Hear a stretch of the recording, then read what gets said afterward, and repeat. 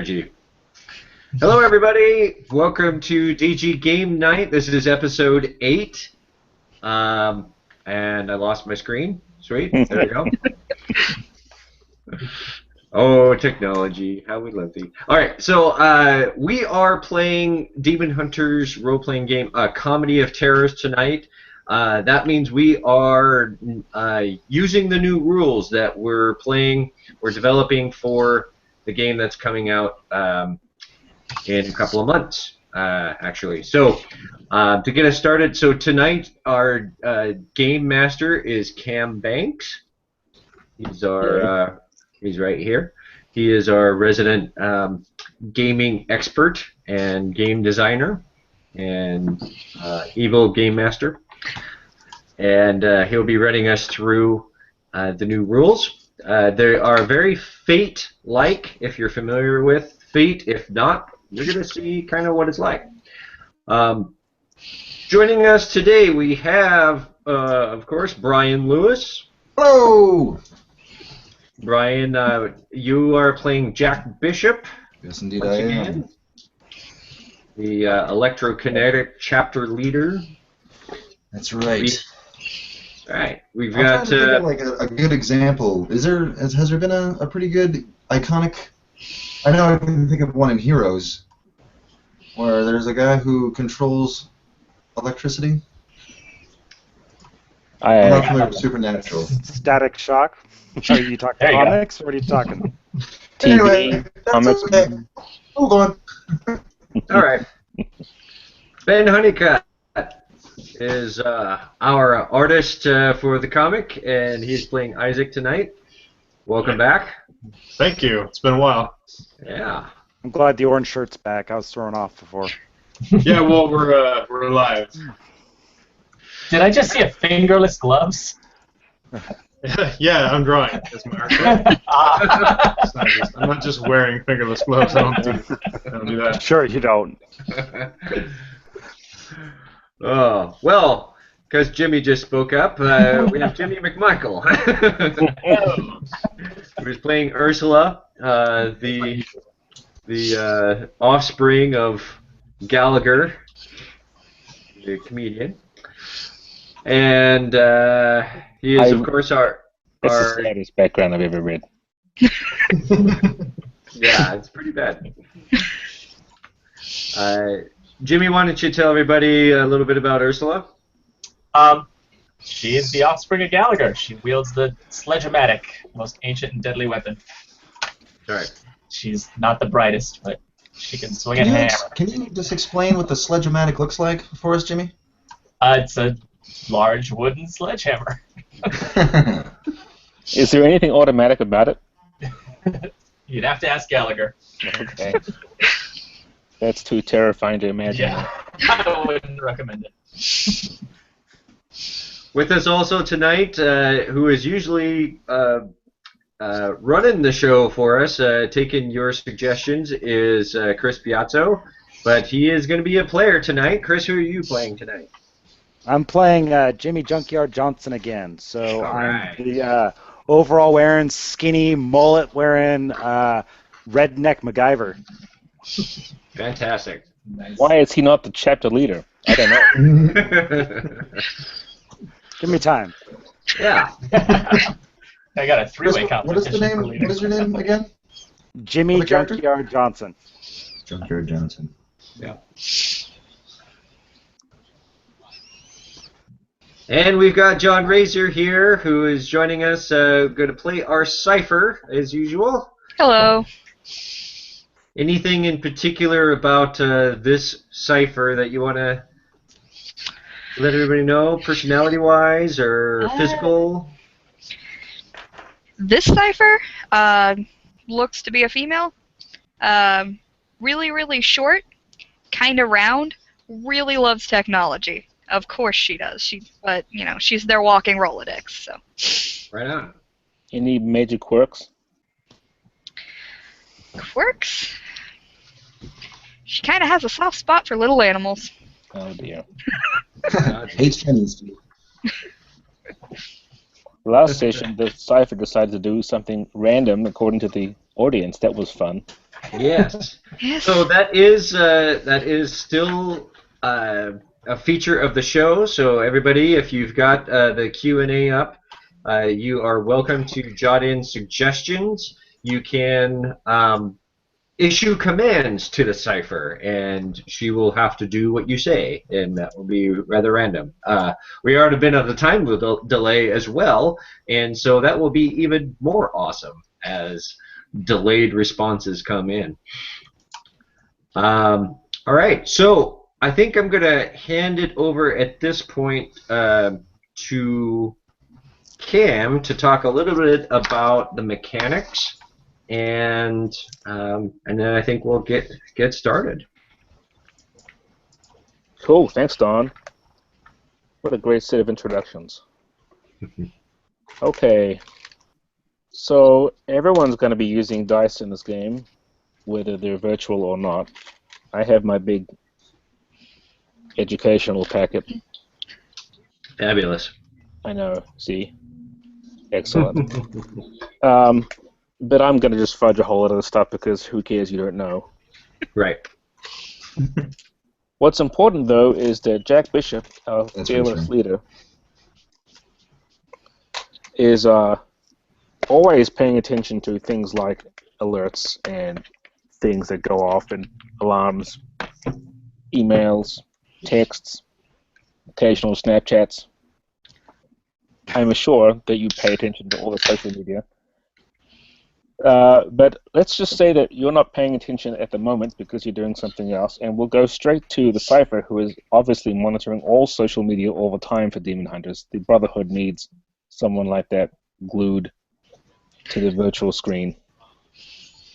Let's see, where was you? Obviously have finished a mission before, and you're back at your base. What is your base, Jack? Where is our base, actually? That's true, because we've been hopping around. We had, like, one in Romania, I think, in the beginning. Yeah. Are you guys, like, mobile?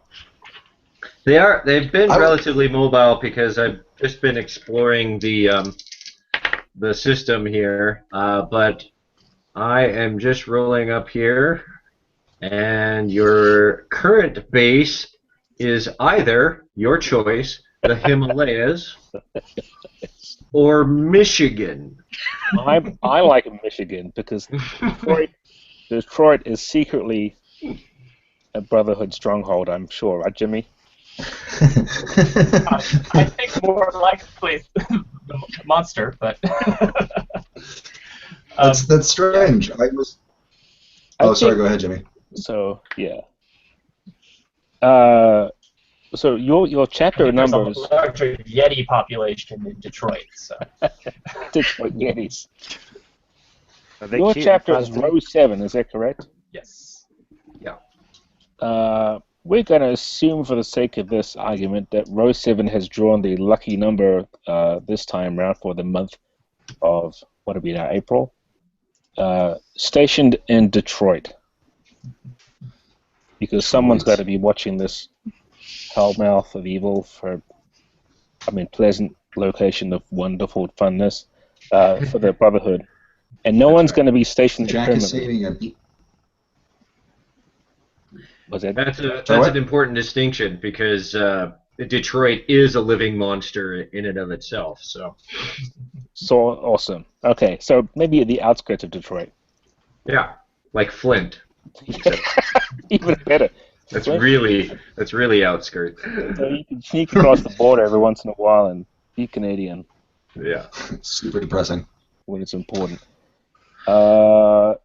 So anyway, So Jack is going to be in a beanbag chair listening to local music in hopes, because he has no idea what's going on with that culture, in hopes he will somehow be able to have a better idea of the kind of person or culture that he's dealing with in Detroit, Michigan. fantastic. While What's sipping everyone else some gin and juice. That's totally not Detroit. That's West Side. That's he's very confused. It's so organized. We've got Isaac. You were temporarily absent for a while, but now you're back. Yeah. Everybody else. I'm sorry, what was the question? What are you doing? Oh, what am I doing? Let's say that I was absent because I got a lead that I might be able to open a portal to the realm that my father was banished in due to my Lovecraftian background. Mm-hmm. And I've come back with just some research material, so I'm just pouring through old tomes and smoking a cigarette under a no smoking sign. All That of he Flint specifically found, so he could smoke under it. Yeah, it's mine. I set it up. It helps me focus. It's a totem. The building doesn't even have those kinds of regulations. You actually had to tack him to this wall. Hey, I have a question. Did someone knock up those posters that tell you about workers' comp and everything else here? Like minimum wage, state laws, that kind of thing? Oh, even demon hunters are no. They have to have those in their break rooms as well. I know. Yeah. And is there a sign that says, please wash your hands before returning to work? This I've is all actually very important. Jack actually sometimes takes an indelible marker and underlines the word "please" in those because it's very important. And he's a clean freak. Before or after he takes the sign. That's true. I have to keep replacing the sign because I also take it from time to time. I'll have that picture. All right, so we've established where everyone's at. Everybody else who hasn't spoken yet is basically just staring at the other people. But the Cipher gets something that comes up across, whatever kind of heads-up display he's got going, and it says that there is a problem, a kind of an alert / need for help. This one's coming up through Tinder for some reason. I'm picking up a Tinder distress signal. Yeah, I get those. Swipe left. Did you, Swipe left. did you I say don't even know what that Tinder? means, but it sounds like a good Tinder. idea. Not tender. No, Like a Tinder, Pokemon would like be. the application. Yes, someone by the name of Alphonse Gilgamesh is trying to get in touch with you through Tinder. I am positive this is a fake name, but someone named Alphonse Gilgamesh is trying to get in touch with us. And not for the particular reasons you would expect as it comes from Tinder. Something seems to be amiss. You could probably Miss move it with a from there name to like Alphonse. yeah, Alphonse. Yes. Seems like more of a mystery. Cipher, run a quick search on any aliases in our database for Alphonse Gilgamesh. I will run a search for that. Cool. I think we should roll some dice. Yes. It's not terribly difficult because, of course, Alphonse Gilgamesh is not a common name. True. But let's see. So, quick introduction to the dice. You need to take an approach, which is how you're going to do it, Okay. and a discipline, which is what you're doing it with. And in this case, almost always for things Cipher related, you have a Cipher discipline. Yes. And then those are the 2 dice that I roll. Yep. You tell me though, how are you approaching this particular request from Jack? The Cipher is going to pull up a specific database for past contacts, anybody who may have been taken in by the Brotherhood or stopped by the Brotherhood or issued any sort of warnings by the Brotherhood, and she'll look to see if there is any specific really strange names to look out for database. That sounds pretty careful. Don, do you agree that sounds careful? Yeah, I was going to say. So that's a cautious, careful, thorough way to do that. So you're going to want to grab a D8 for your approach, and then combine that with your Cipher D10. All right. Your target number is 5 because I'm going to let you off easy. Do I add them together? You do. Yes. Okay. I have 11. Fantastic. Now, if you beat your number by 5 or more, which you just did, you succeed with style. That's right. Now, every action is one of 4 types. There's an attack, a defense, create an advantage, or overcome an obstacle. And in this case, when we say create an advantage, it means come up with something that will help me later, right? An obstacle will be trying to get past something, through something, get rid of something. That's not really what this is. This is an advantage. So that means you've created a temporary aspect that's extra, which we can call database O-names. Okay. Yeah. Yeah. So not only that, she succeeded with style. So she also either, and help me out, Cam. Either she gets an extra faith die. Is that right? Or does she get 2 dice on that aspect? Well, she creates or discovers the aspect, and you or an ally may invoke it twice for free. It's kind of got 2 faith dice sitting on it Got that it. can only use for that. There you go. So that's pretty good. Yeah, that's awesome. And that's anyone can use that, and you can share it with everybody. And then during the adventure, you can say, "We've got some information. I'm going to spend one of those dice from the aspect." Okay. All right, let me get back to my thing here. Okay, but you can. You looked. It wasn't hard. You did a very good job of it. In fact, you pulled up such an extensive list. You've now handed out, I guess, XLS files for everybody. They can open on their Windows 2.0 machines or something. And apparently, a further request is that he says he wants to give you $10,000. Further request. Oh, okay. So there's money involved. Yeah. Tinder's terms of service try to intervene, but it doesn't matter because you've gone beyond Tinder now. This Alphonse Gilgamesh character, it's actually his real name. He's an ancient, immortal, no-good kind of dude who plays around with occult things we shouldn't do, but he's never died. He just hasn't accomplished much at all in his life, which has been something like 6,000 or 7,000 years. And of course, he lives in He's Detroit. immortal. His mom's basement. He actually was originally from Portland, Oregon, where he spent almost the entire existence of Oregon as a state. One of the earliest founders, and then moved away when Oregon became too hippie and nice. Portland became too weird for him. He had to go somewhere more stable, so he moved to Detroit. And you see what happened there. It turns out that Sorry, hold on a Alphonse second. Gilgamesh... He moved to Detroit for stability? It was the Motor City, come on. Poor guy. Turns out the problem with Alphonse is that although he's immortal and everything, that's not his main power. His main power is that he is kind of a magnet for bad stuff. Oh. So bad things happen no matter where he goes, and so the longer he spends somewhere, the more things get messed up. Anyway. He's been in Detroit for a while then. Yeah, he's been here for a while.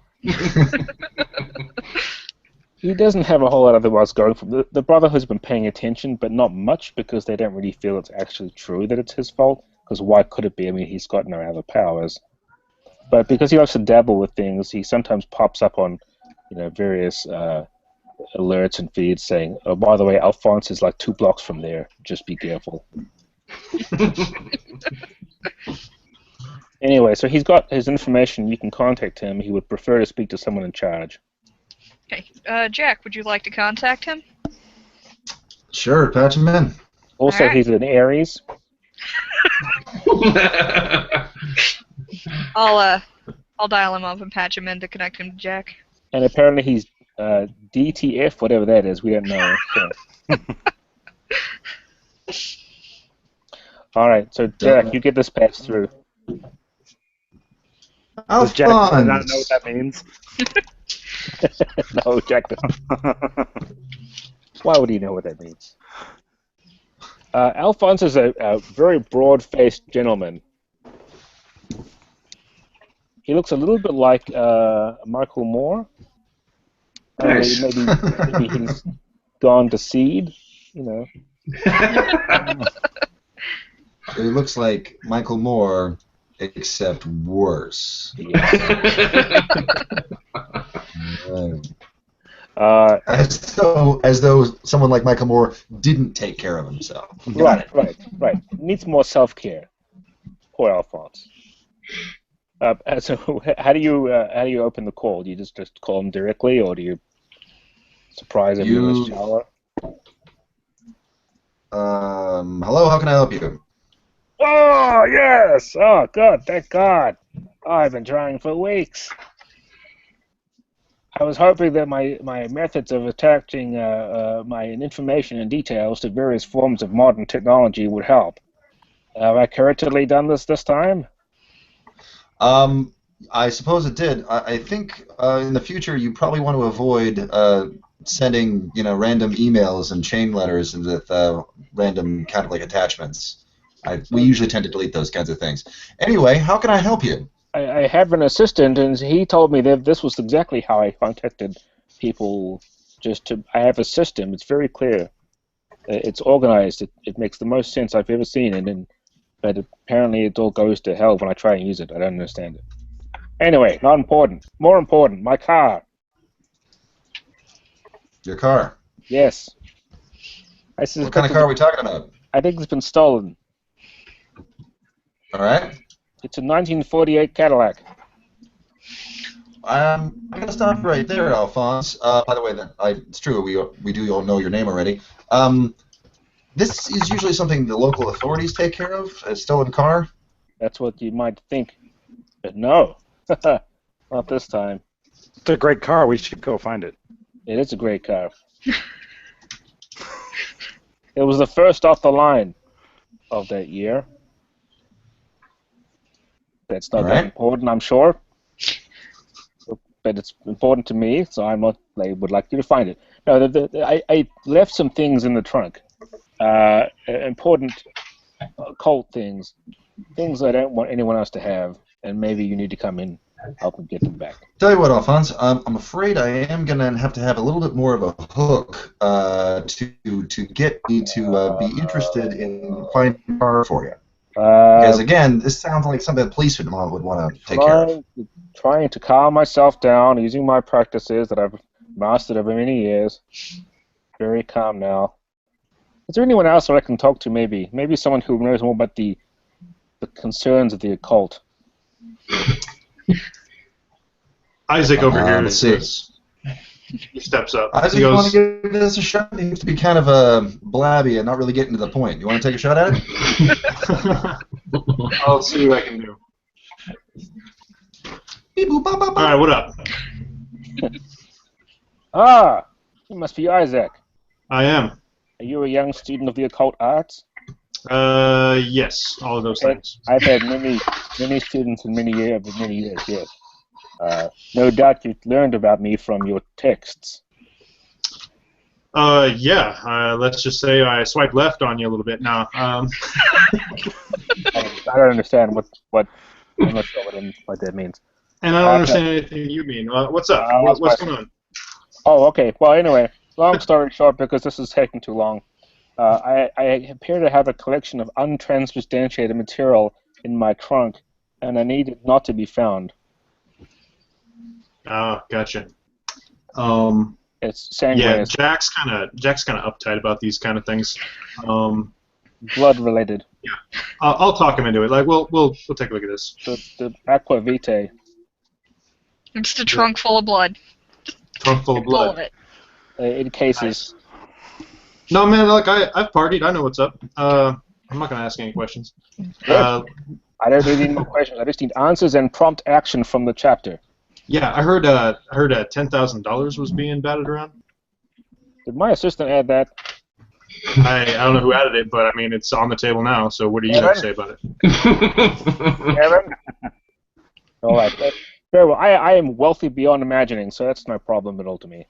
Fantastic. I will send you my Google Wallet, and you can. If you just send my details to my email address. Yeah.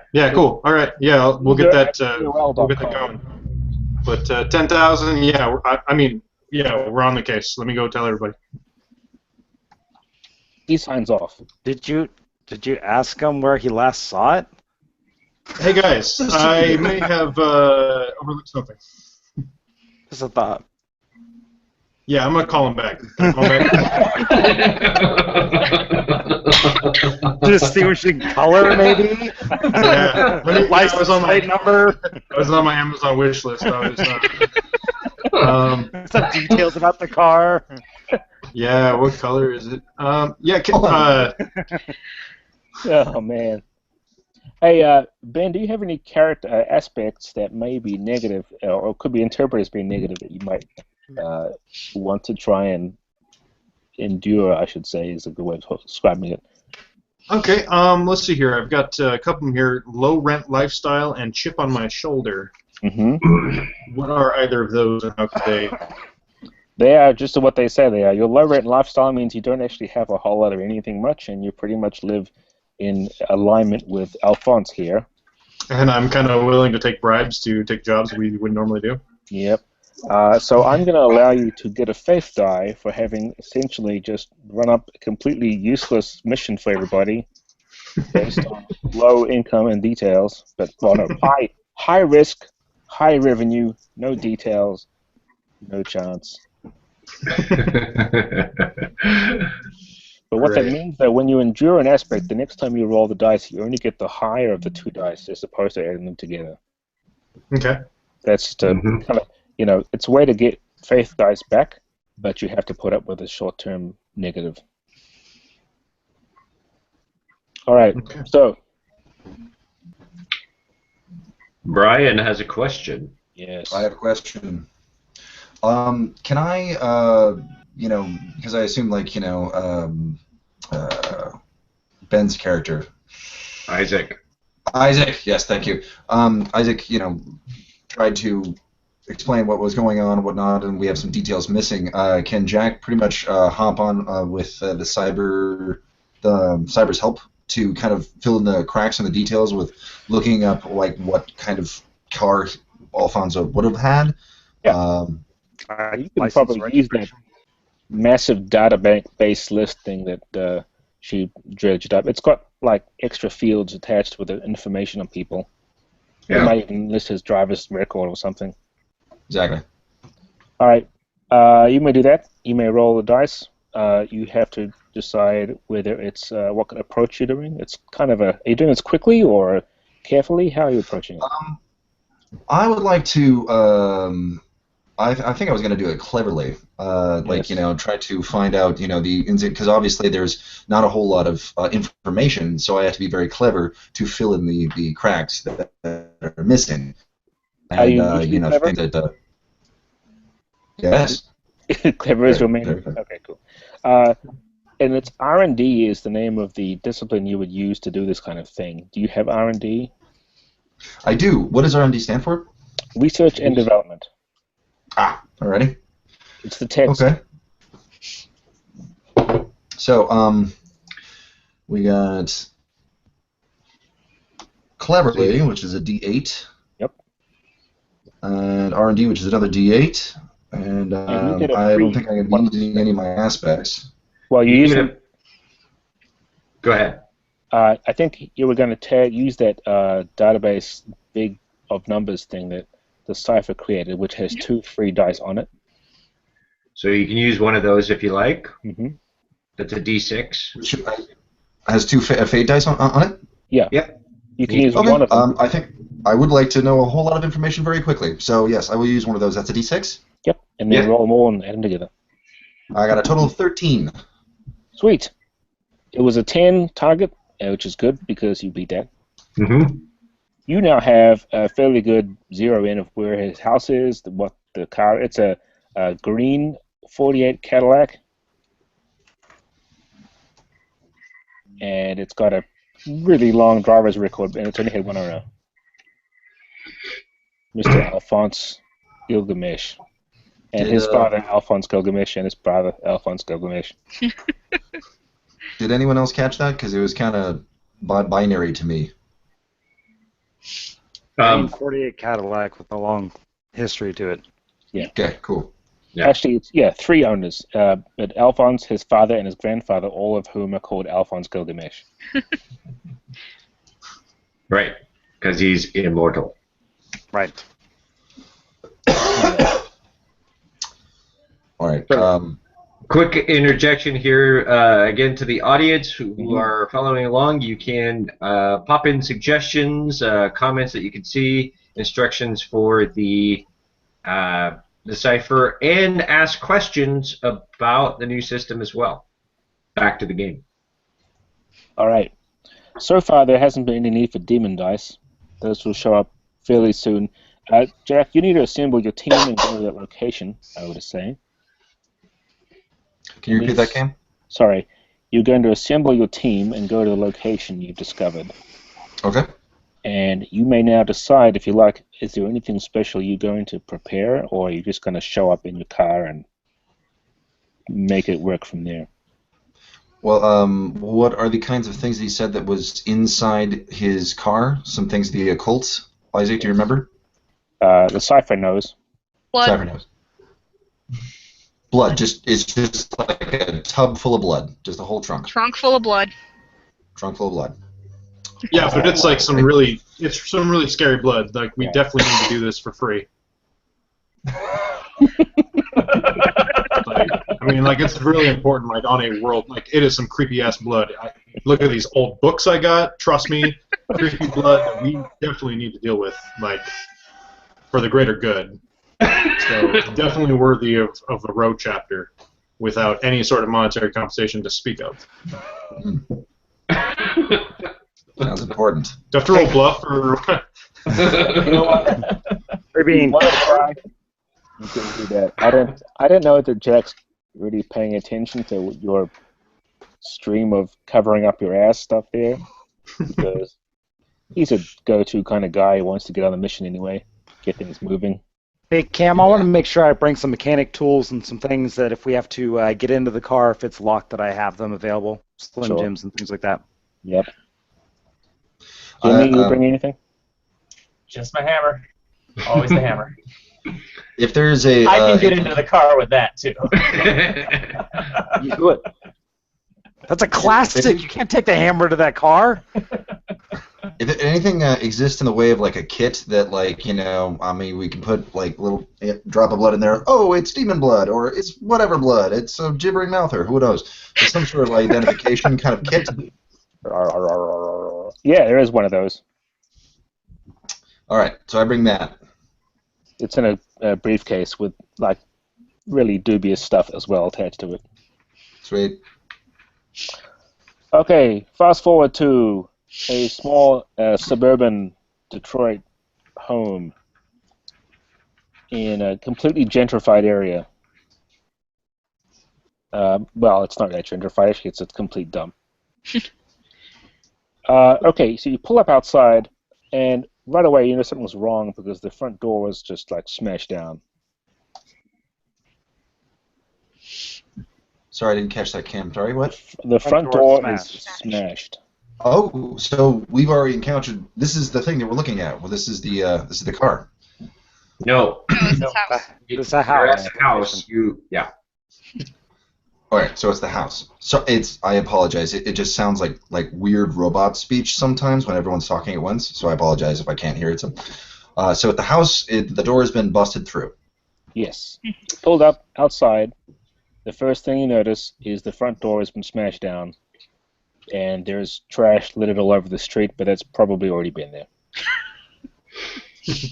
All right, Junkyard Johnson, you and Isaac want to take the back, and Ursula and Cipher want to come with me through the front. That's the goddamn point. Someone already smashed the door. Yeah, I'll take the back, but only because I want to. Like, coincidentally, yeah, you give me an order, but... No, I knew that your initial inclination was going through the back door. That's the kind of guy you are. Jack is a very giving leader. God, those statements in a row are just terrible.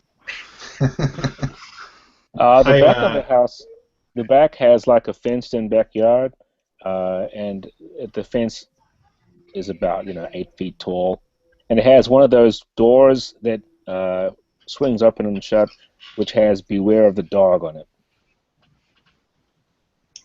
Hey, Junkyard, you want to take a look at this? Yeah, it's a sign. What do you want me to do? Like, give me boosts.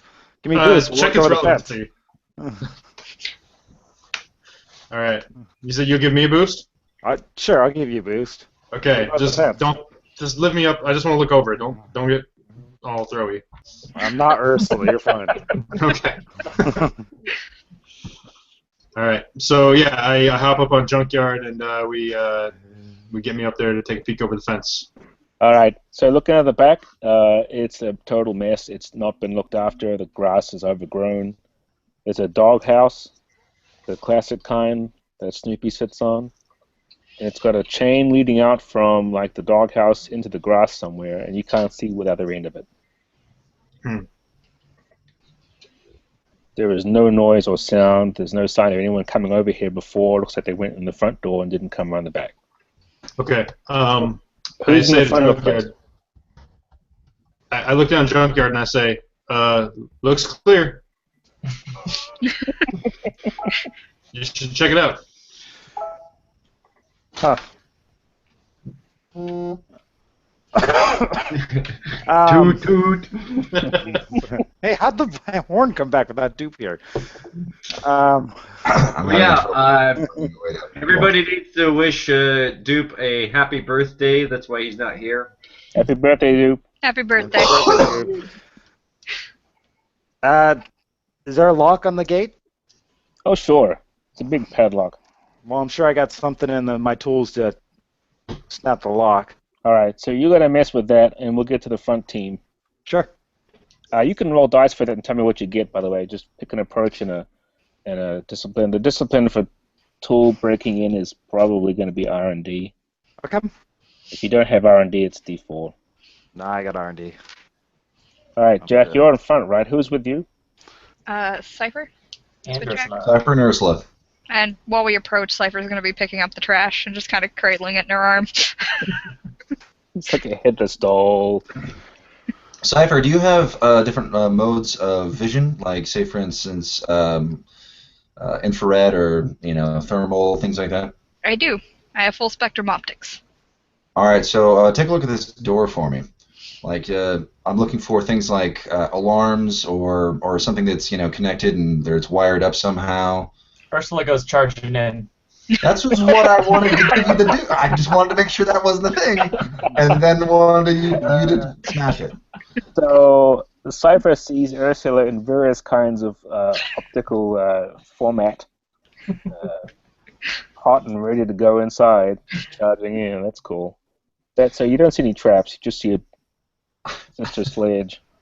Ursula also does not have an alarm attached to her. She needs Yeah. Ursula, you are charging inside, and as soon as you get in the front entryway, it's one of those single-level dwelling places. The most immediate thing you notice is there's like a stairs going up, but there's no second floor, so that's weird. From outside, anyways, no second floor, but in here, apparently there are stairs going up. And underneath the stairs is one of those doors to the cellar or basement, and that door's have been smashed in. Well, I'm heading up because down's already been smashed. All right. You're charging upstairs. Jack, what are you doing? You following her in?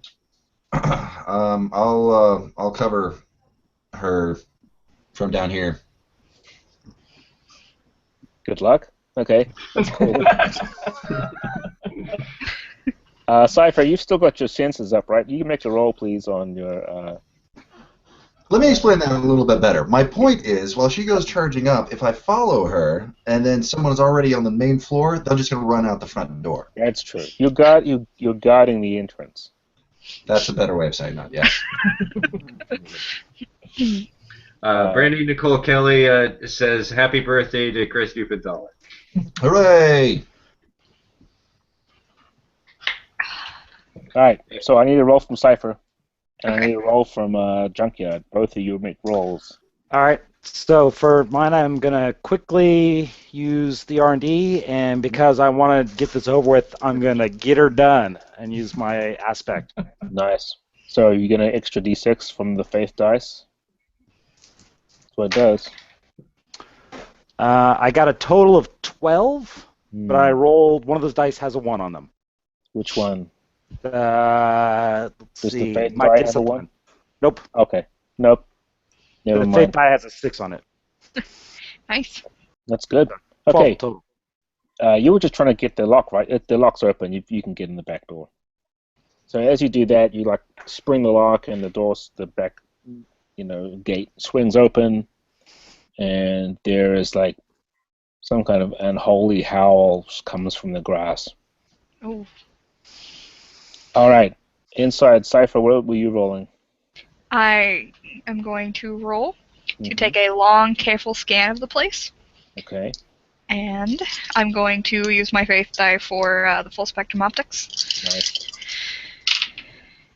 And I have a total of 12. Wow, everyone's rolling super high here. That is not enough to pick up anything strange. So basically, what you pick up is everything that you would expect in a rundown, beat-up house that no one's looked after for years. Spiders, cockroaches, that kind of thing. Nothing strange though. I Which don't is a detect shame, anything out of the usual. because something comes lurching out of the basement directly towards Jack, who was standing right there as he does. Okay. This thing looks like, you know how you would hire a dude to help as your muscle when you were performing some kind of heist? Well, imagine that you got that dude, you knocked his head off, and you replaced it with like a kind of a alternator or a starter motor kind of thing, just like a big piece of an engine. Oh, sweet. So kind of a mechanical cyborg from the 70s. The rest of him looks I've pretty seen human. that movie. Yes. The rest Big looks square human. body, Yeah. engine block for a head. Yeah, it's like the front part of an old-fashioned engine. I don't know the details because I'm not a mechanic. But it's got that kind of, what do you call them, the belt that's just going... Timing belt. Timing belt. Yes. Not a serpentine. That's something else. It involves snakes. So you've got that. In the back, the thing that bursts out of the grass, it looks like someone took a lawnmower and put like kind of bits and pieces to make it look more like a dog. It's not really a dog, it's a lawnmower with a two-stroke engine powering it. And it's charging right at, gosh, who was it? Junkyard, right? You went through first. Yeah, sure. So this is all very exciting. We get to do some combat, and the way we do that is we start off with whoever I want to say goes first, and then that person picks the person to go next, and that person picks the one who goes after that, and so on.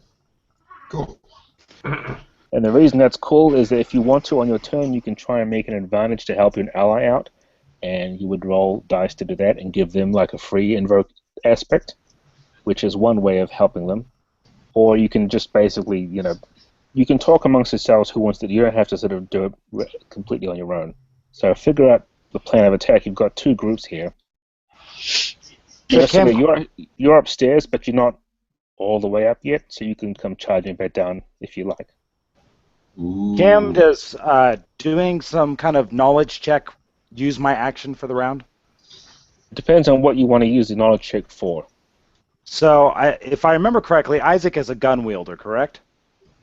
Ben? I was before. I'm not sure. Yeah, you've how got that reflects. you've got gear. It just doesn't have a mechanical representation. Okay. So Ben, I would like to go before you so Okay. that I can assess on this mechanical beast where its weak point is, so you can fire at it and give you an aspect for its weak point. Okay. And That's good because I would don't then- think I gave you any combat tactics. yeah, like I've got covert ops and mystic arts. Yeah. And So you social have to default engineering. to unassigned. So you get the unassigned D4 for your attack in that one. Unless it's like a covert spy assassin type of attack, in which case you'd use covert ops. Okay. But this is not a covert spy attack. I actually had the exact same idea going before you, Brian, doing the same thing, finding the weak spot on the robot. Hey, it's a great team. Well, I will put, let's see, I'll say that the Cipher goes first. Okay. And Cipher can pick who goes next, and then so on. Okay. So you want to try and find a weak spot on that weird engine block head dude. Yes, I do. Okay. You can't do it carefully. You haven't got time. So I have to do it quickly. Quickly and Cipher, yeah. Okay. You have 2 stunts. Can you tell me what the Cipher stunts are so that we can all know maybe? Because I have an android body, I have 2 extra stress boxes, and I do not feel hungry or exhausted. That's right. And because I'm connected to the database, I get a +2 when I cleverly create information-based advantages for myself and my team. Okay, which is not this case, right? No. I have a 15. Wait, Whoa. no, a 13. Sorry, that's a 6 on the die. You know what? A 15 would be fantastic. Do you want to try and use a demon die to get more? Oh. Do it. Yeah. Sure. Yeah. Sure. Real quick interjection. Cam, could you explain demon dice? Yes. Okay. In front of everybody, virtually, is a big fruit bowl, and it's filled with black D6s. Well, in my case, actually, they're the yellow ones. The sickly color of death. Demon dice are temptation dice, essentially. If you roll but don't roll high enough for your target number, and you want to do better, you can choose to roll 1, 2, or even 3 demon dice, and you can even roll 1 at a time if you still don't get enough. The problem is, each one you spend after you use it, it goes to me. I get to use them for other things. Plus, if you roll a 1 on a demon die, bad things will immediately happen to you because you have tempted the fates too much. So, faith dice are great because you trust in your faith to get you through. Demon dice are great because, oh well, might as well just see what happens. So, if you want to use a demon die and try and get a 15, that would be fantastic. I do. Now, do you roll that or do I? You roll You it. do. Okay. I'm not touching it. Nope. I rolled a 1. Oh no. That is the best. That is great. You can roll more if you want. Yeah, I'll just roll it. I get up to 3. I'll roll 1 more, which is a 5. So. Okay. All right. Well, here's what happens. You find out, you stand right in front of it and go, I think I see, and it slams right into you and knocks you back about 5 feet into the wall next to the door, and the wall kind of shudders and shakes. You take 5 points of stress from this colossal headbutt, but you can take it. Yeah. Where are you going to take your stress from? So I have You've 5. got I'll 5 take. boxes, right? Yeah, I have 5 total boxes. Can I take 3 stress and then pick up the afraid condition? Yes, I think you can. So cross off your 3rd stress box because that's worth 3 points. Okay. And you still have your 1 and your 2 and your 4 and your 5 stress boxes. Yep. So you're in good shape. But you don't want to take 5, so you're taking a condition lets you absorb 2 points, but it means you're now that thing, so you're now afraid. It's scary. But you do manage to kind of like vaguely throw out some information that would help Jack. Like its weak point is what? Here somewhere? Yeah. So I'll just call out, aim for its head, and then just kind of fall down and duck. Now, you get to pick who goes next, and I'm assuming you're picking Jack, or you could actually pick Junkyard or whoever else. I'm going to pick Junkyard so they can get theirs started too. Cool. All right, Junkyard. All right. So I want to make sure I get a good enough look at this thing, engine-wise and whatnot, so I can really ascertain what's going to be kind of like the one-shot disabling of this damn thing. Mm-hmm. So I'm going to be flashy. I'm a draw attention to myself. Yeah, yo, Mo Dog, look over here. Modog. You have officially named this creature the Modog. Make a note, So I'm going to Dog. be flashy. I'm assuming that's R&D. Yes. And because I'm a pretty good mechanic, I'm going to use a faith die. Excellent. You have 1 left, right? After that, I have 1 left after that, correct. you may want to try to earn some more back somehow. And that's an 18. Do you get them back for rolling ones on your core dice, Don? Is that how it works? I'm forgetting now. Hey, guys, real quick. Yeah. Can Junkyard pass to somebody else? I have to make an important phone call real quick. Yep. Sure. Yeah, I'll we come can back. do you last. That's fine. Cool. Thanks. Cam, I think that when you succeed with style, you get a faith die. My thought is one thing. But maybe that's because of the.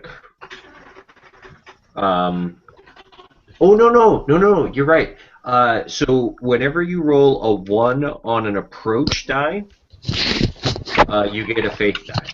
Okay. That's what it was. Yeah, that's to make up for basically blowing the roll. Yeah. Okay, so cool. That means who rolled the 1 on the approach or discipline die before? Was that That was Brian? me. Was it you? The junkyard? I think that was me. Okay, you get an extra faith die then for that. So you Okay. actually do have, you've got 3 left, so now you use 1 and now you've got 2 left. Alrighty. So 18 was my total. 18! Okay. Yes, you picked out a pretty excellent spot that is absolutely going to be the place to shoot. Right there, you know that part where they sort of pull the thing out like that? The casing around there is weak. Alright. It's been Now, did I welded do too many so well times. that he's going to get two dice for that aspect, or not quite enough for that? No, I need you to get a 15, and so you've got an aspect Gotcha. called weak point, which has 1 die on it. Gotcha. Then I will pass to. Let's go to Brian, right? He looks antsy. Yeah, come on, Brian. Is it me? Yes. Ah, fantastic. Cool. Good, because I'm pretty sure Ursula is going to just make this explode or some sort of. It's going to be messy. So I'm glad I get a shot in. Okay. So I'm currently in the house, right? You're at the doorway. I'm It at is- the doorway, and the it was scuffle is charging for happening. Right.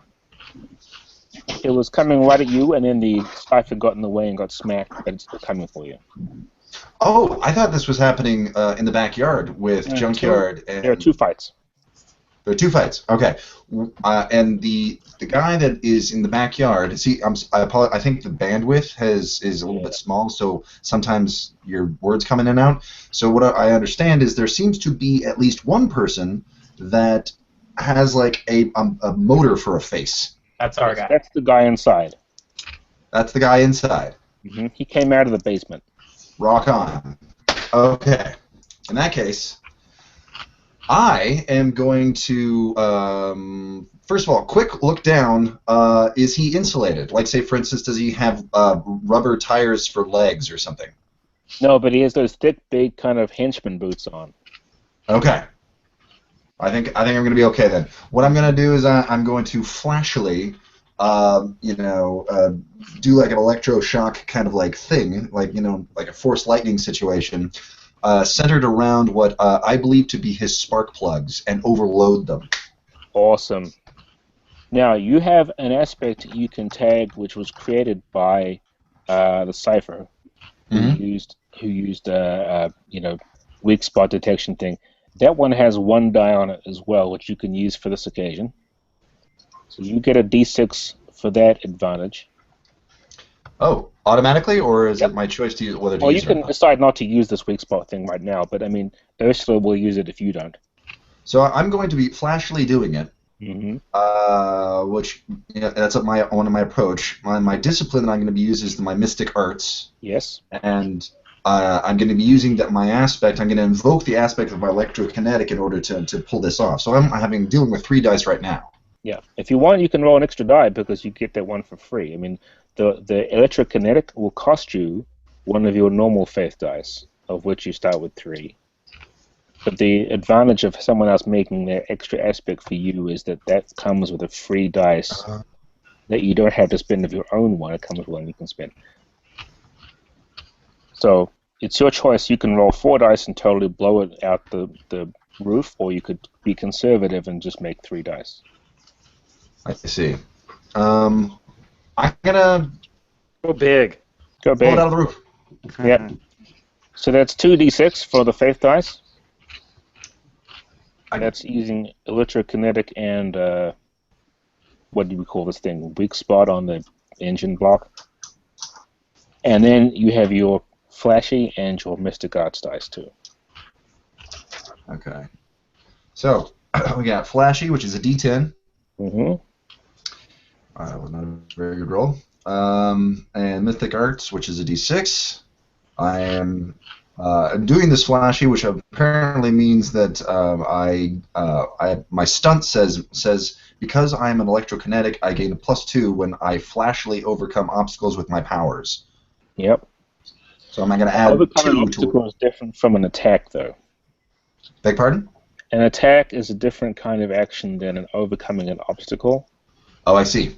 So I can't use this in melee or when I'm in a fight. Essentially, an obstacle is more like a trap or something else that I'm doing. Exactly. Not a fight. Yep. Something's Makes in sense. your way, you want to get past it, you use that, yeah. Got it. So I cannot use that +2. So which means total do I roll? How many other d6s? 2. 2. Got it. One of them was a 1. Does that matter? One of the 6s? What's that? Was one of the d6s the faith dice you rolled a 1? Yes. One of the fate dice I rolled a Then 1. you do not lose it, you keep it.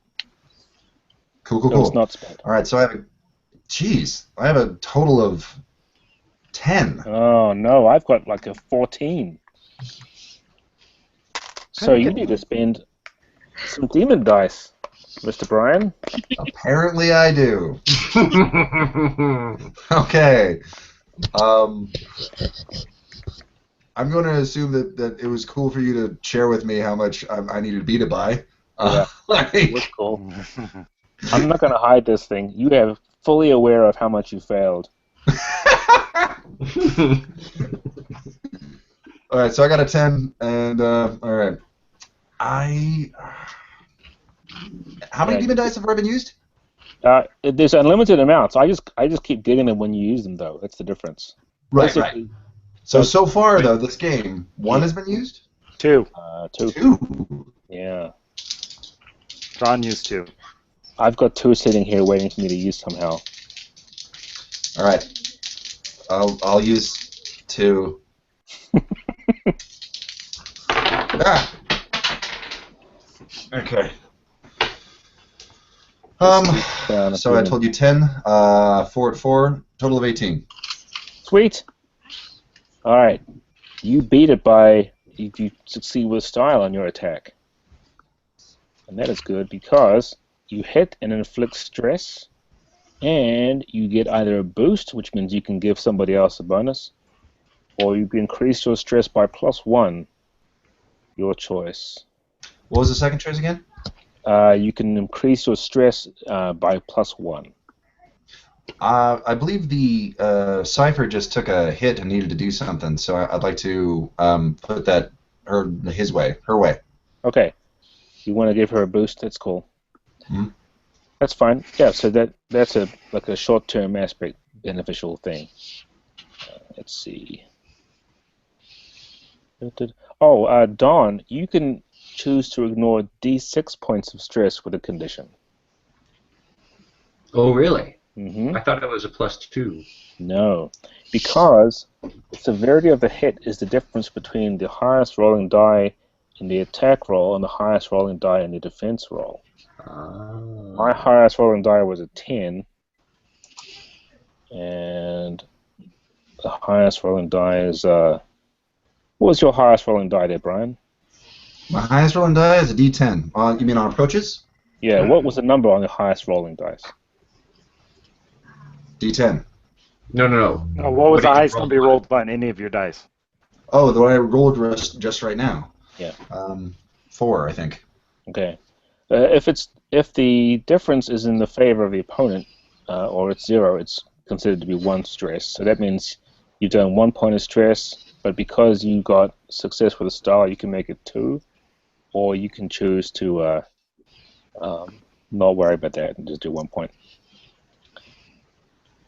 Hang on a second. So, long story short, the amount of stress you do when you hit with somebody is dependent on the highest number on your die that you attacked with, minus the highest number on the dice I defend with. Okay. So although I rolled like 2 dice, I got a 2 and a 10 for 12, and no, 2 and a 4, 10 and a 4, I should say. So I got the 10 was my highest rolling die, and your highest rolling die was, I think that you said a 4 number. 4. Yeah, so that basically means you hit them really well, but you didn't do much damage because their defense was too big. Right. It'll get much easier when we do it some more often. But the upshot is if you've done 1 point of stress to this thing, he's been zapped.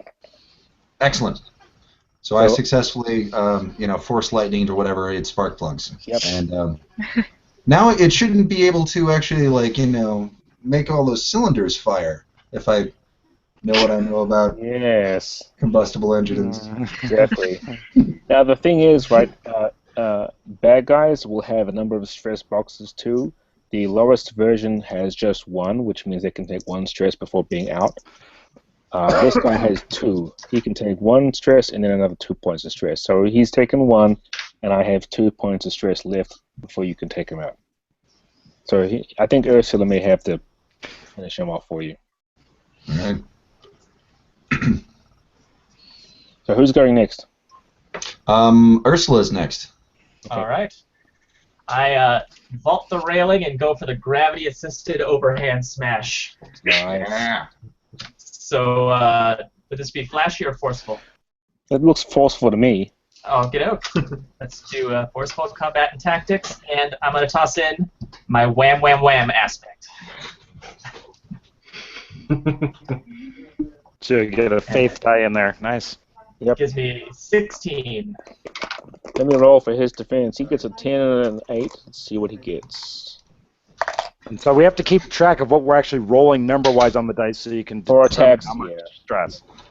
I rolled a 5 and a 6 from a total of 11. So you beat him. And my highest number rolling die was a 6. So what's your highest rolling number die? 7. So you do 1 point of stress. And he can't take any more than just the 1 extra box. So you just smash him and take him out. All right. Now, ordinarily you'd think, hey, I could do better than that because I've got a gigantic hammer, but then he has an engine block for a head, so honestly, it kind of... as you can tell, you don't often do a gigantic number of points of stress. That's kind of by design. We don't want it to be so that the game's over right away. But there are things you can do to make it better. Like if you had spent more points to succeed with style, you could have increased the number of stress by 1 point, for example, and so on. All right. Anyway, you've taken care of your guy. Over outside, I think it is now Isaac's turn to shoot at the Modog. Yeah, so what did Junkyard do right before I left? Like, what exactly happened? I pointed out the weak spot on it. Okay. I said, aim right there, right around that pull string there. There's a weak spot right there. Shoot for that. Okay, so the final game's gonna have like inventory and stuff, right? Or like weapon damage, or how does that work? Nope. Okay. All right. So just a second. You don't have any. You don't need a weapon dice because that's part of the attack versus the defense. Okay, so really the weapon is just flavor for the character. Yeah. Some characters, like for example, Ursula has the Sledge-O-Matic, and to represent that, she has 1 less aspect. You guys have 5, she has 4, but one of her aspects has been replaced by a permanent thing, which is her Sledge-O-Matic, and that gives her basically the equivalent of having an aspect with 2 free invokes on it she can use in the game. Nice. So it's not an aspect itself, but it lets her use like Wham Wham Wham or Gallagher's Daughter stuff, more often. Okay. All right. So right here, he's announced some knowledge. He's pointed out a weak spot. Yep. And so the stunt here. Can I use the stunt when I'm attacking? Is that? Yeah. Or does it apply? Okay. Is it an attack? Well, okay. It says overcome an obstacle. Never mind.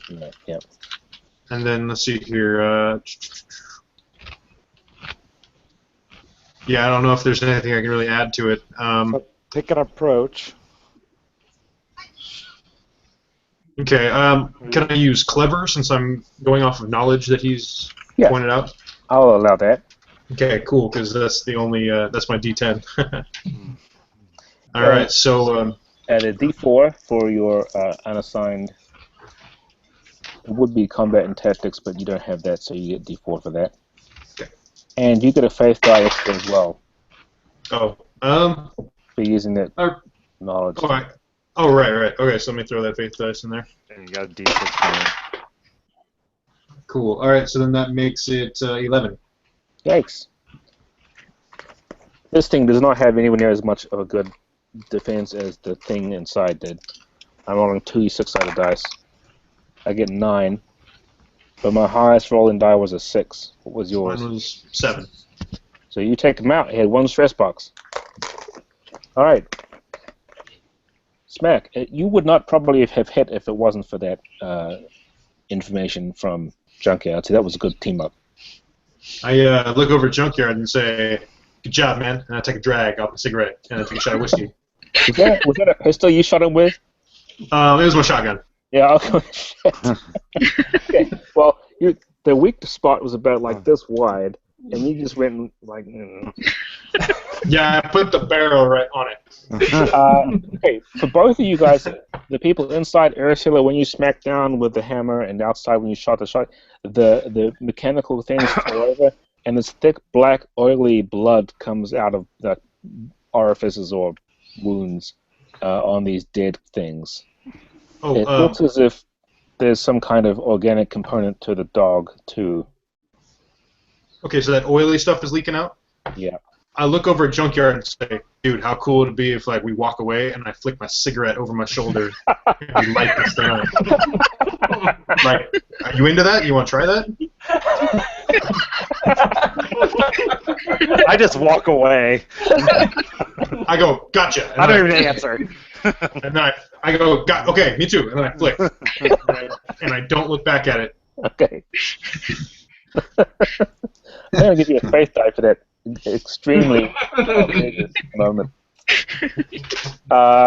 Jack. I gotta say that did actually cross my mind as well, but I'm inside a house. Jack, you're looking at this thing that Ursula's just smacked. It's still got little sparks coming off it, and it's the remnants of your electrokinesis. And then there's this like whoosh outside, like someone's just set something on fire. But you're not quite sure what. But that was where the other two went. So, Cipher, you're still afraid. However, you're at least conscious enough to know that there is still that stairs going up, and the hallway you're in now runs along the length of the house into probably the kitchen. Like, should we keep moving? It's not a very big house, but you know. Just maybe give this creation some space and explore the rest of the house. I'm still making sure it's dead. Okay, thank you. Thank you. Oh man, dark, thick ichor goes all up the walls, and it's just covering everything, and there's blood everywhere. And it's nasty. Cypher's also going to take a sample because she's scared, but she knows how to do her You job. don't have to take a sample. It's like all over your face now. Yeah. Yeah, but I can't just, run my face through tests. Get a little bit of it. Okay. I bet you can have that app. Bet you download that app. Probably. Doesn't Jack have that kit? He could test it and see what it is. He does. Mm-hmm. Jack was well prepared to bring a kit along to test blood, in fact. So, again, having difficulty catching all the bits. So is the fight still happening? No, it's done. Oh, it's done. All right. Cool. And so now I know, it was like fast. I'm really kind of confused about like how it's somehow still attacking the Cipher though. Like, Oh, no, it's not. I just, I took the afraid condition. So yeah? she doesn't want to really be around it because she's terrified it's still going to come after her. Mm. And Ursula was smashing the heck out of it even after it was dead, and so making all kinds of blood up the walls. That's why she's covered in it. Well, yeah, I thought that's what I was giving the Cipher though is like the bonus that you mentioned before. So. Oh yeah, okay. Then I'll Okay. let you have her snap out of it. That's fine. Awesome. But Cool. yeah, Jack, you do have the demon blood testing kit you said you brought with you.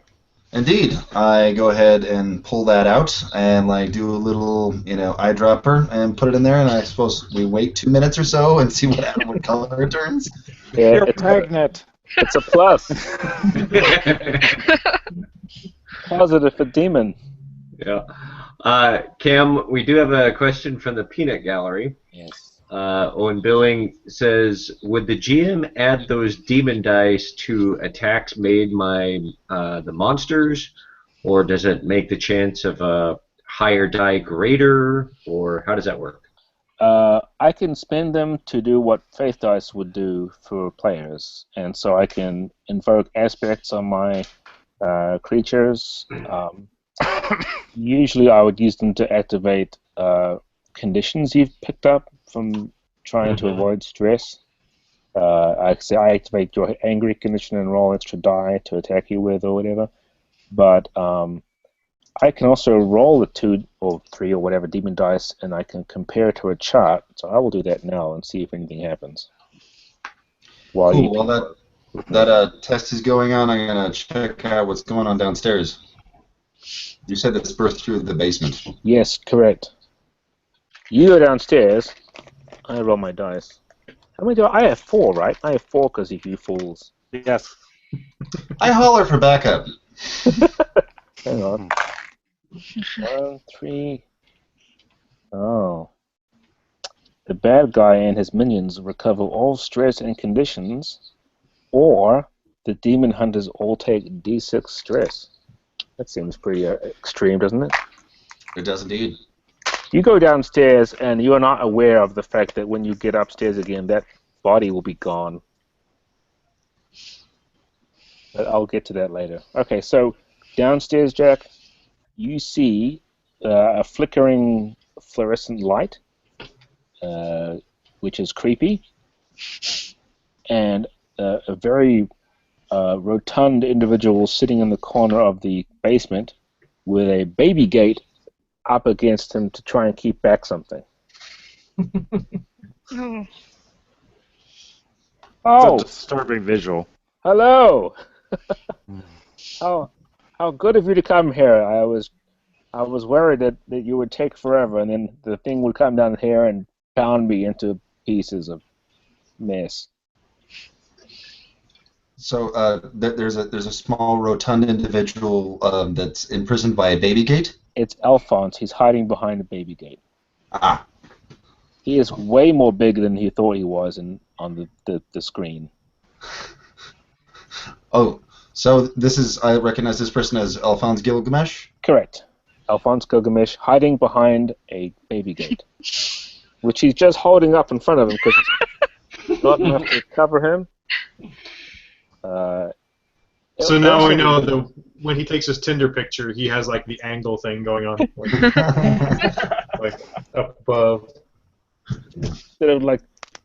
Can't show that from down below. That's right. You can't.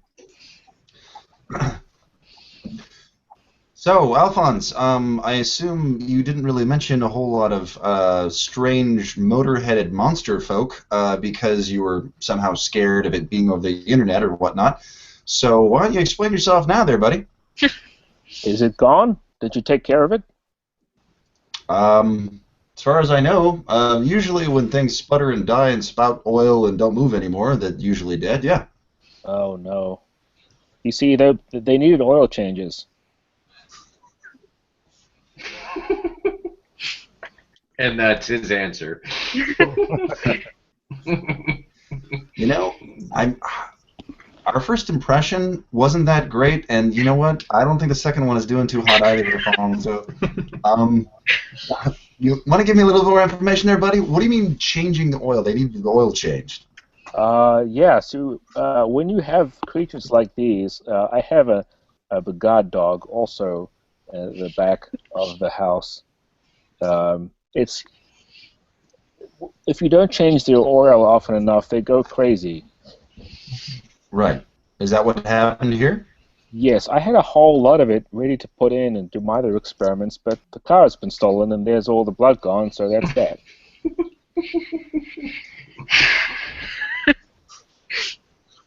So really, if you could find my demon blood in the back of my trunk of my car, then everything will be fine, and there'll be no more horrible creatures rampaging through Detroit.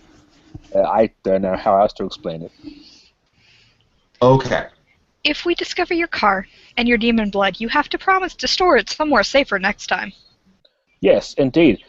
Especially since if something were to happen to it, like if it was at a junkyard, and any of the demon blood got out, then that whole car will be possessed, and who knows what would happen next.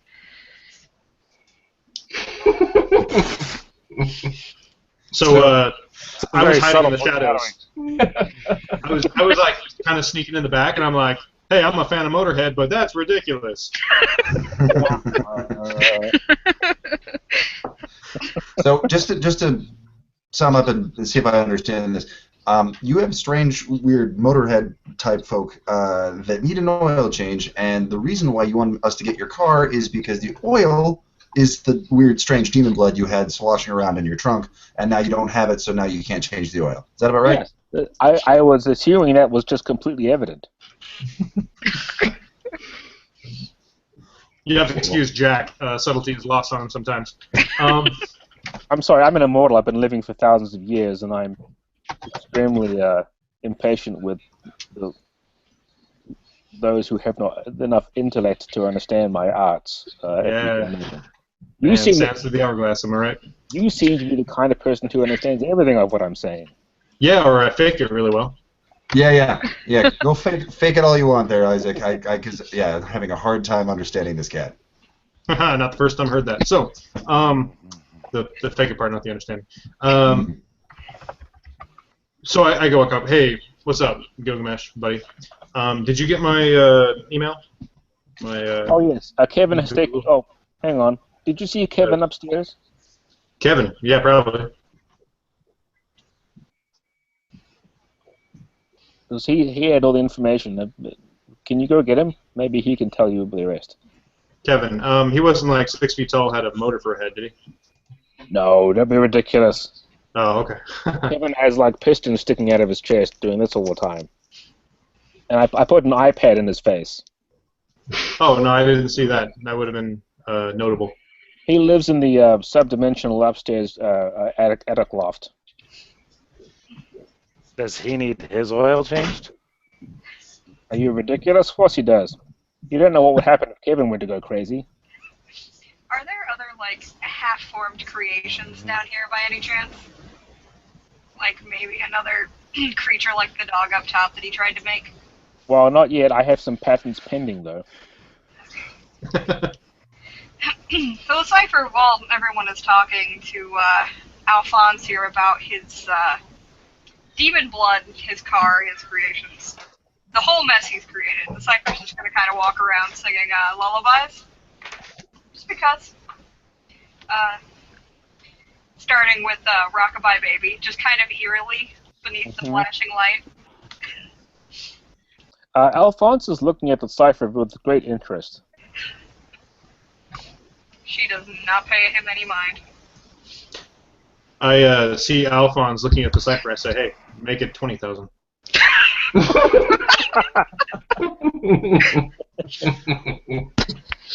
He says, kind of sotto voce, but not very easily, like, quiet, because he's clearly never been good at the subtlety.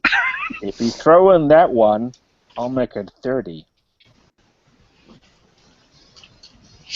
But get my demon blood car back first. Thank you. Yeah. And we gotta keep this on the you and me, yeah? Sure. Okay. I have no idea what sorry, Wait, what? how are you having a private conversation if everyone else is standing there? Oh, because I assumed everybody was looking around. Well, like, because Jack said, hey, Isaac, you take over. So I thought everybody was kind of doing a thing, like looking at the place, and I was like, hey, buddy, what's going on? Yeah, Junkyard, you've overheard the entire thing, some kind of deal he's making with Alphonse, but Alphonse has subtlety of D4, apparently, and so he has no idea what he's talking about. Okay, so I turn and I see that Junkyard overheard all that, and I say, hey, look, we're cool, right? Yeah, just like the backyard was clear. We're that cool. Yeah. Well, hey, I mean, I had so much confidence in you, and I trusted that you could point out weak spots. I've returned that exact amount of trust. I'll give you half.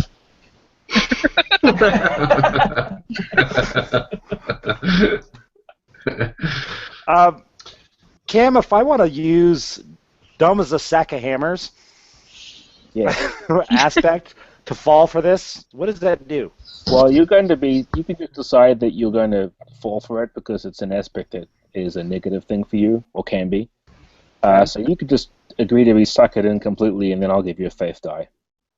I'll go. Yeah, half sounds good. That's called enduring an aspect, and you endure it. If it's a roll, you would only take the best of the 2 dice. But in this case, there's no roll, so you just go ahead and.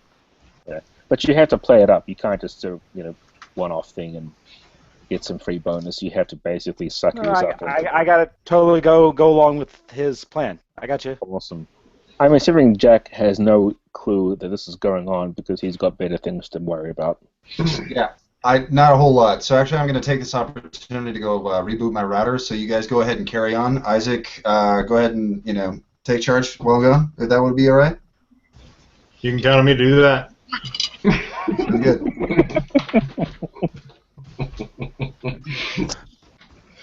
That slippery slope leads us into evil right now. So is Jack actually getting up and going upstairs, checking his phone or something? Yeah, he's Noticing gonna. that the backyard's on fire. He's out the car. It's like, wait, the backyard's on fire, the upstairs is like a mess, what the hell? Well, we have to go upstairs and talk to the manservant, right? Kevin. Kevin. Kevin. All right. We'll talk to Kevin Kevin. for some details. Kevin's Yeah. the one who set up that whole social media program for him, remember? Yeah. Yes. Okay, so I'm totally in charge here, right? So Junkyard, we're cool. Cipher, keep doing that robot shit. Ursula is still. What is Ursula doing right now? I think she's still upstairs smashing the thing into Bashing it. bits. Laughing. Okay, I yelled upstairs, Ursula, you do you. And On actually, no, I tell Junkyard, hey, why don't you go find Kevin and see what that's all about? Sure, I'll go upstairs. Cool. He's in charge. I'm good. All right. I'll go upstairs to the extra-dimensional extra floor. You go upstairs. It leads up to a landing with this one door on it. And if you were to be outside right now, you would kind of be in maybe the attic, but not really. And it's certainly a whole lot bigger than that. Okay. There's a door and it has Kevin's room at Keep Out, and it's got like a printed out ASCII kind of smiley faces all over it. Kevin's special. I'll knock on Kevin's door. Kevin, Alphonse sent me. Whoa, hang on. Are you knocking on Kevin's door?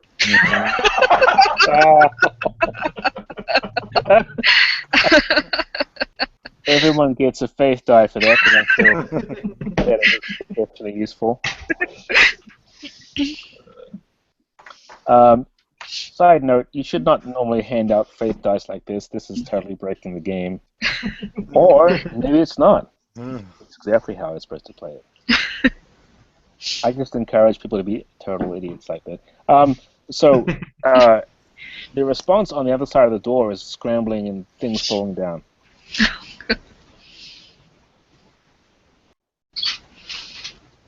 Is the door locked? You want to try it? Yeah, I'll try the door. Nope. I'll peek inside. It's, the room has like those neon kind of lava lamp type things all over the place. It's got ultraviolet light, black light paintings. They look as if they're like, some of them are horses and some of them are kind of like wizards with dragons and things. The whole room has been decked out like some reject from the 70s. And there's a guy lying on the floor with a whole bunch of cables and wires sticking out of him, and his face is an iPad with a crack on one side of it, like going down this way. And on the face, you can see like it's like a screensaver of a screaming person just doing this.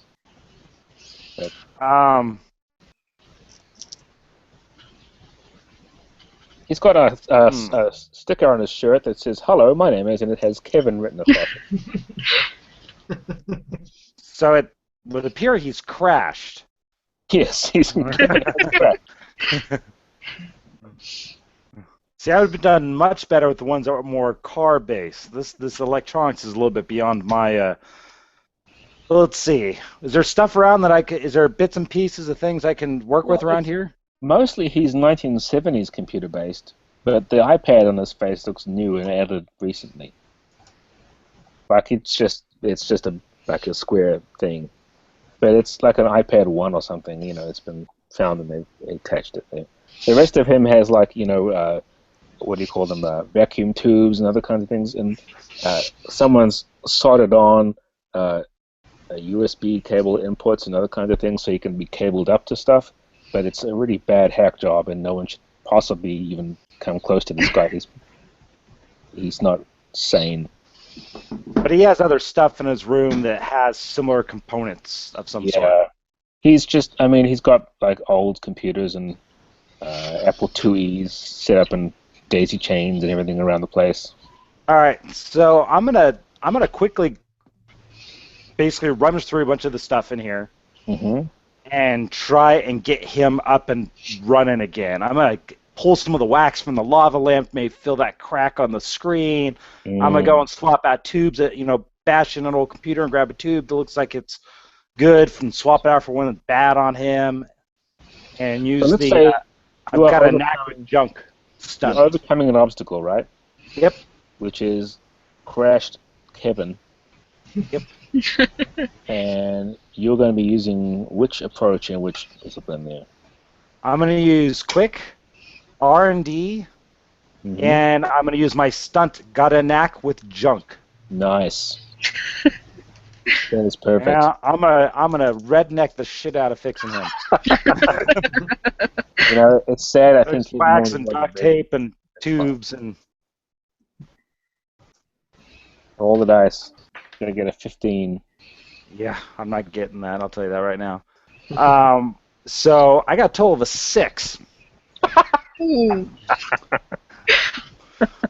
Two twos plus the 2 that I get from my stunt is a 6 total. What about the extra faith die? That's right. We just got faith die. All right. I'm just rolling nothing but 2s. I'm up to 8 now. 8. You're going to somehow find 8 more points, otherwise you're going to... No, I'm going to break points. Kevin. You need 7 more points or Kevin's lost forever. Oh, God. So can I burn my own faith, or only if I'm using an aspect? Otherwise, the demon dice is my choice. How many faith dice do you have left of your own? I have 3 left of my own. You should be burning those. Now, you can spend one...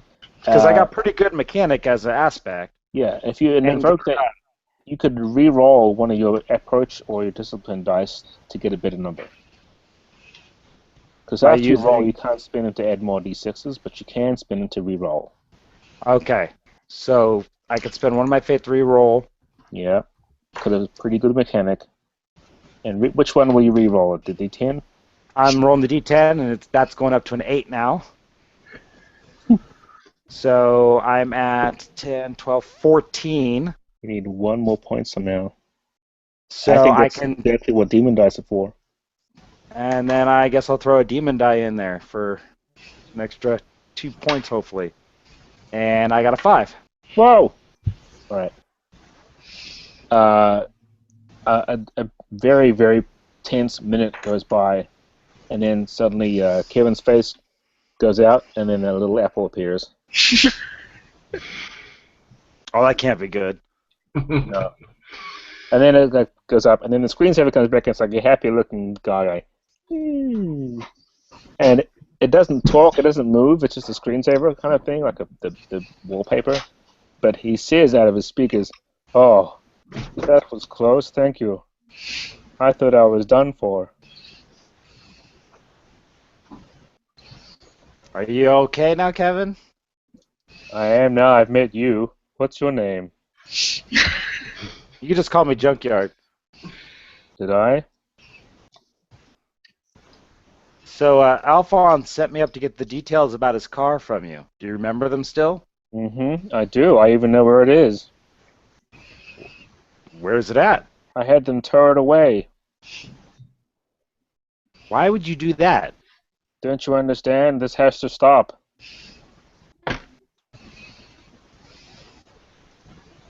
So you're trying to save him by not letting him do these experiments anymore. Yes. That's the only way that we can be together forever. He's just going to keep making more of these things until one of them replaces me, and then where will we be? So where does he get his demon blood from? Demons? But is he hunting them or is he purchasing it? He gets them on the red market.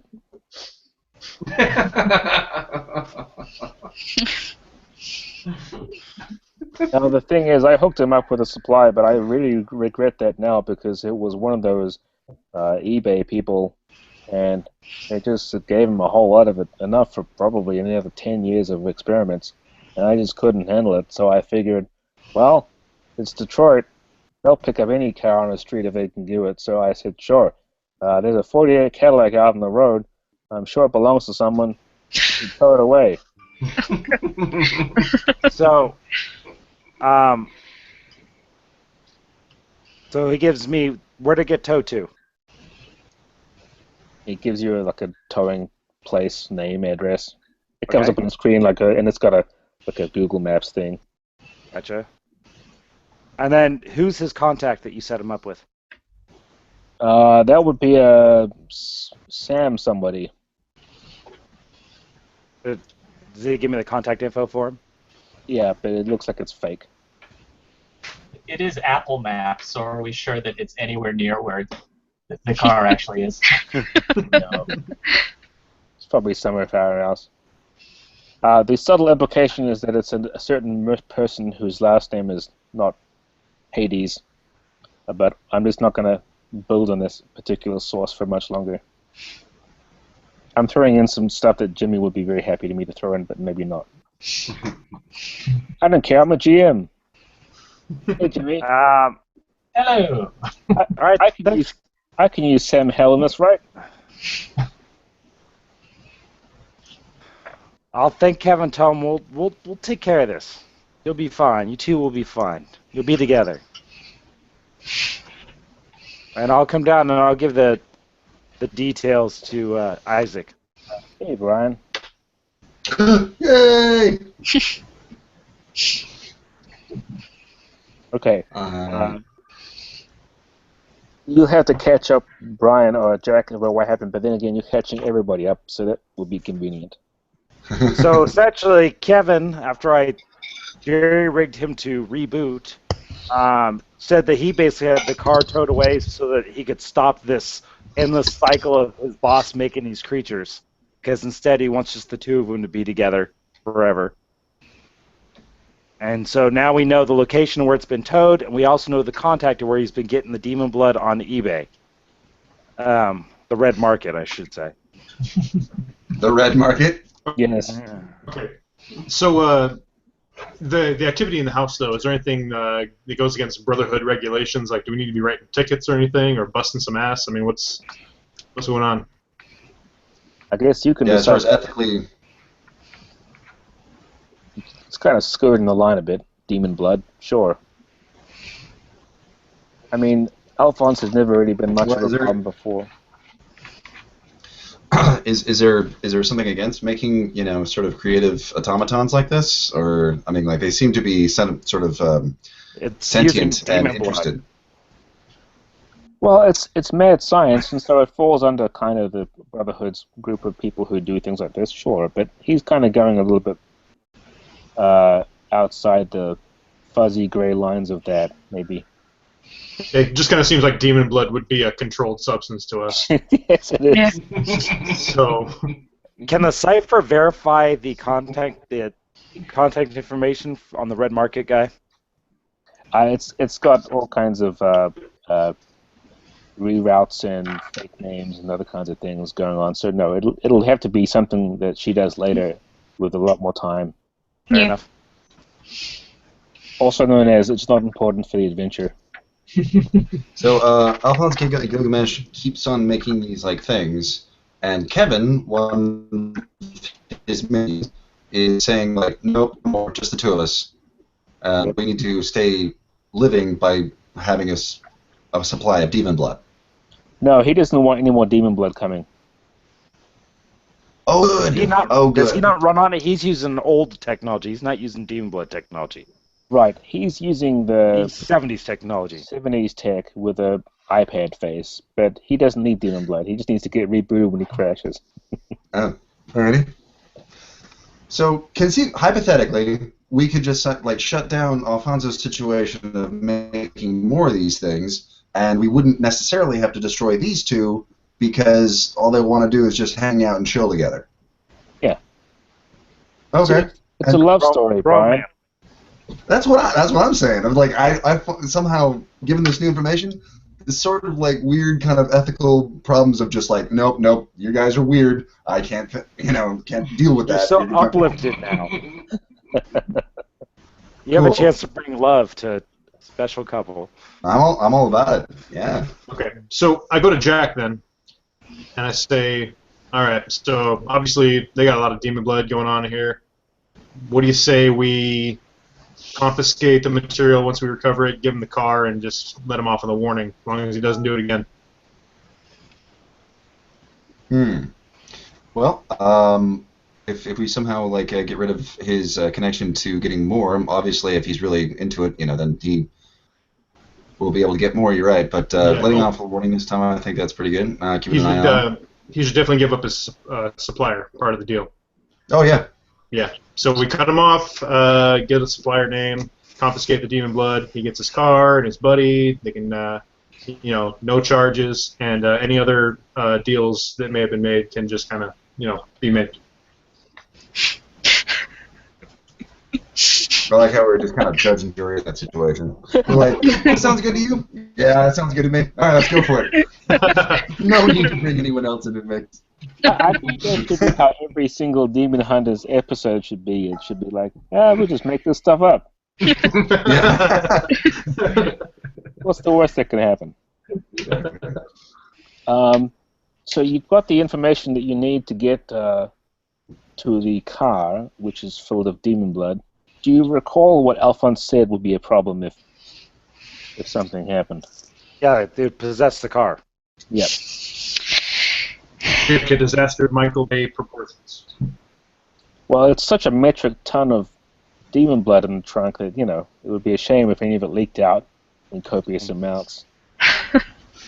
Oh, good. There is a container of sorts. I was just literally picturing just... So was I, honestly. There's got to be a better way. It's got like the hot tub back to it that's filled with blood instead. There's a lot of plastic. Cadillacs that are like watertight. So. So crispy. Richard out here is asking, what is the blood stored in the trunk? Glass, plastic bags, saran. He didn't fill in the information about what might be storage. Or did we ask? No. Right. Let's go ask real quick. Hey, Alphonse, the blood in the trunk, like what? Loose blood? What? Old dirty condoms. Oh, God. He says, "Are you crazy?" It's in freezer bags. I'm sorry, what? It's in freezer bags. Freezer bags, of course. Did you spend good money on them, or did you get the cheap little dollar store kind? Is it the double zip, or is it the... Yeah, you gotta get that fresh seal. He says, I should probably have put more effort into that. All right.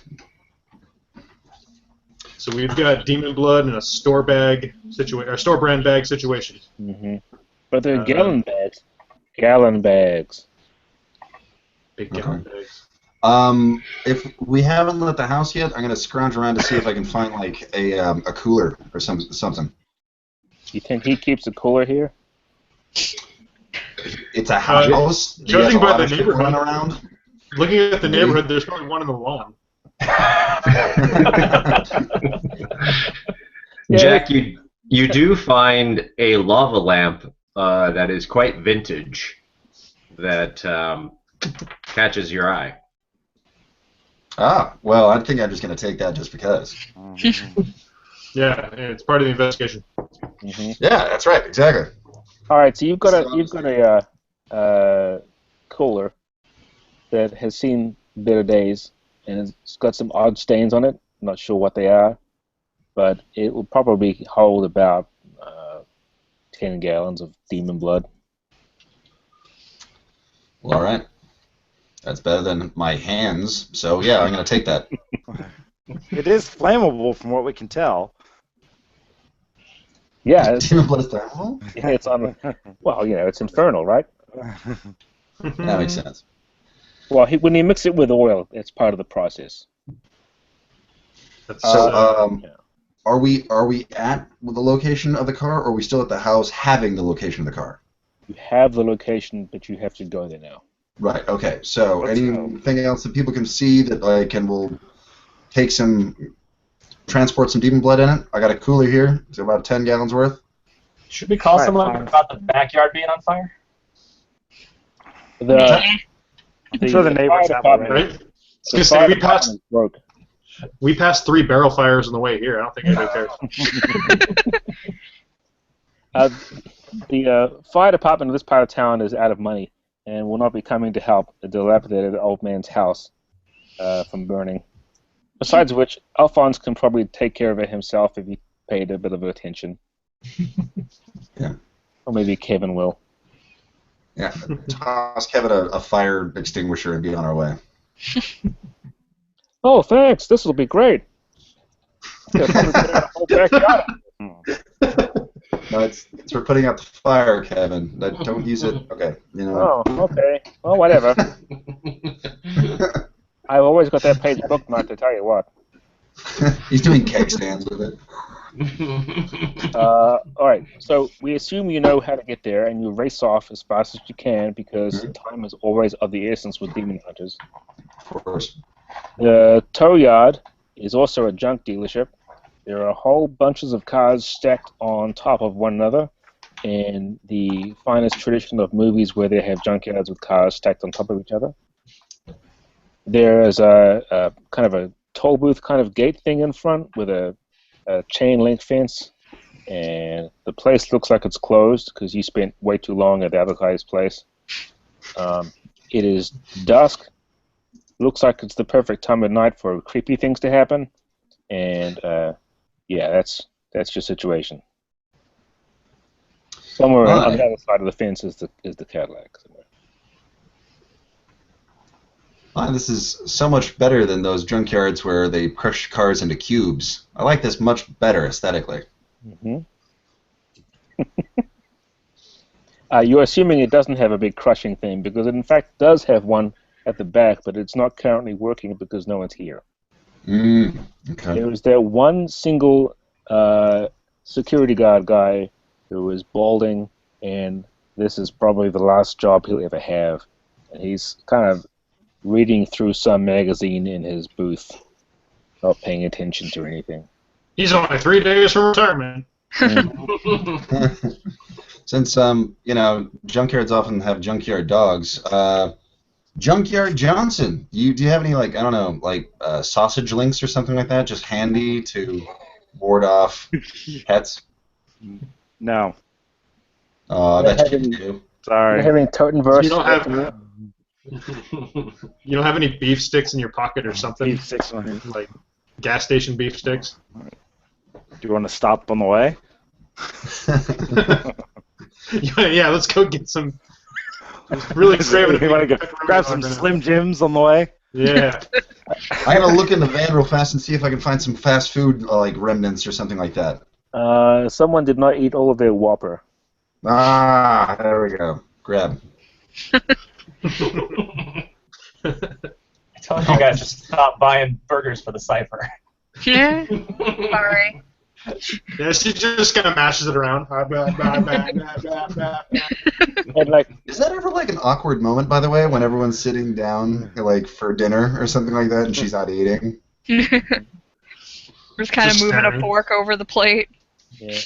Pushing peas around. So anyway, we're at the junkyard. I got a soggy Whopper that I found in the van. What else are we? We're approaching the fence. Yep. Do you want to try and avoid the security guard from seeing you, or do you not care? Oh, I think that's probably a good idea. Then that's going to be a quiet, stealthy thing for you, then, Mr. Bishop. Very well. Here's So- what'll happen. If you're rolling for the whole group, you can do that, and the group can give you a die to help.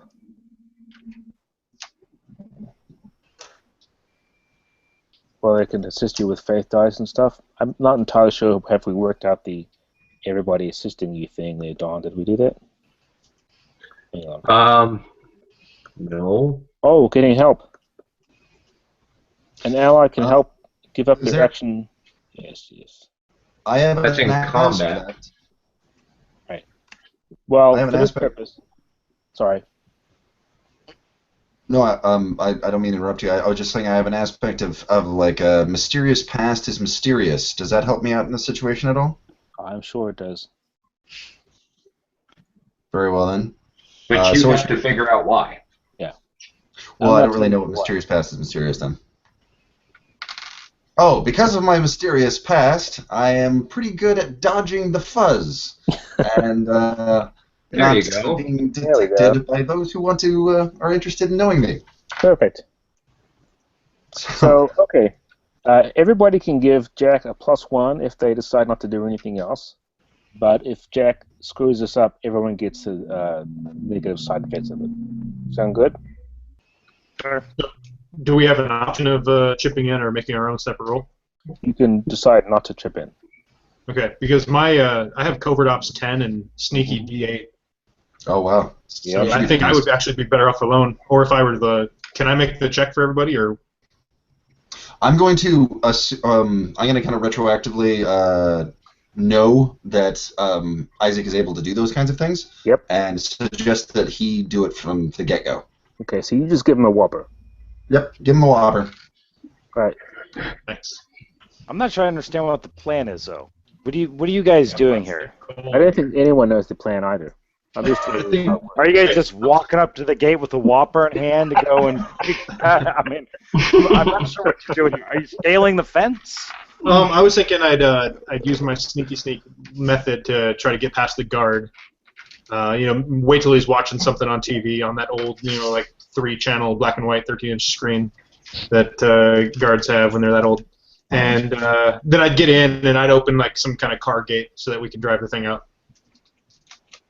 Isn't he at the gate though? Yeah. I assume he's at is he in like a station or something? I mean, Yeah. or is he making rounds?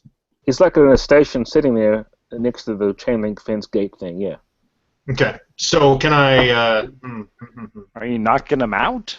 Are you convincing him that we should be here? Yeah, I got social engineering. Mm-hmm. I'm gonna walk up there with I'm gonna flip the Whopper out like it's a badge and just flip it open, flip it closed real quick, and tell them I'm from the. I actually have a thing that does that. Yeah, I'm from the local 99, and they need to pick up some evidence that was left by accident. Mm-hmm. So impressive. Okay, you gotta get a 15 to convince this guy. He's been around the block a few times.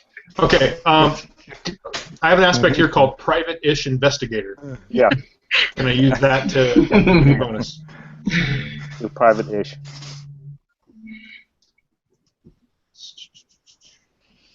Okay, so Can So- we still help him with his role? You can. It's interesting because when you try and help people be stealthy, that doesn't seem to make a lot of sense. Okay. So I think you're trying not to help him All right. and hoping he can do it by himself. Otherwise, you're all going to have to try again. Okay, so I just want to point out one thing about using aspects. So I've been hearing a lot of, hey, I have this, can I use that? And the answer is always going to be, most of the time, yes. Mm-hmm. You have to but justify it. You have to justify it. So it's on you to go, okay, I have this. You need to really think about how can you use that to your advantage or disadvantage. As a game master, I'm not going to say no to you a lot. Right. Either I'll say yes, you can do it, or I'll say roll dice to find out whether you can. Okay. You know. So I'm thinking with my private-ish investigator, I know how to kind of coerce conversation and get what I want, or get access to areas I shouldn't. So then I've got a clever D10 and social engineering D8. Yes, And we can perfect. help him in this situation, right? Because he's no longer trying to be stealthy. He's trying to coerce this person. Yeah. Good point. But if you all get together and help him, it's probably going to be a little bit weird. So maybe one or two of you can help. If I take Jack with me, and we both do like the Men in Black thing, just kind of walk up like, hey, I'm Agent Johnson. This is Agent Johnson. We need to get in there. And get some, I actually have like a thing that I made with like certain paper. It's like a psychic paper thing. So yes, totally. Yeah. It's electrokinetic paper. Indeed. Just run a charge through it and it changes. Yeah, that's good. I know. I already talked to Don about it. It totally exists. I'm not making it up. It's all real. Nice. Okay, so then I'll get a faith dice. a sesame seed bun.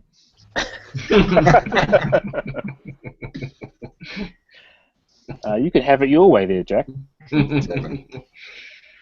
I'm loving it. I think we're crossing brands here, Don. This is a problem. Gonna spark the burger wars. Okay. Five Guys, burgers, and ciphers. So if you guys are done, I go to Jack, and I just kind of start looking around like, hey, we need to like trick this guy. Like I'm looking through my pockets. I find like half a corn dog and I throw it away. And and I go, hey, do you have something we can like? Do you have a fake badge on you? It just so happens, yes, I do. Wow, what are the chances? So Hold on 1 second. I quickly program it to look like credentials that would, make sense for this situation. What's your play? Like, what we're like taking over FBI? What are we here for? Yeah, we're FBI. We're here to pick up a car. It's part of an ongoing investigation. It was delivered here by mistake, and very rush job. Urgent. Serial killer. Maybe that doesn't matter. Point is, we gotta get this car, and we have the authority to do so. So it's a salmon. Good. I programmed the badge real fast to look like credentials for FBI. Excellent. Okay. So the plan is, we walk in there. I do the talking. You flip the badge open and close really quick, or let him see it. I don't care. Okay, I use a faith dice for the aspect. Is that right? Yes, correct. Okay. And then I've got covert ops D10 and social engineering D8, clever D10.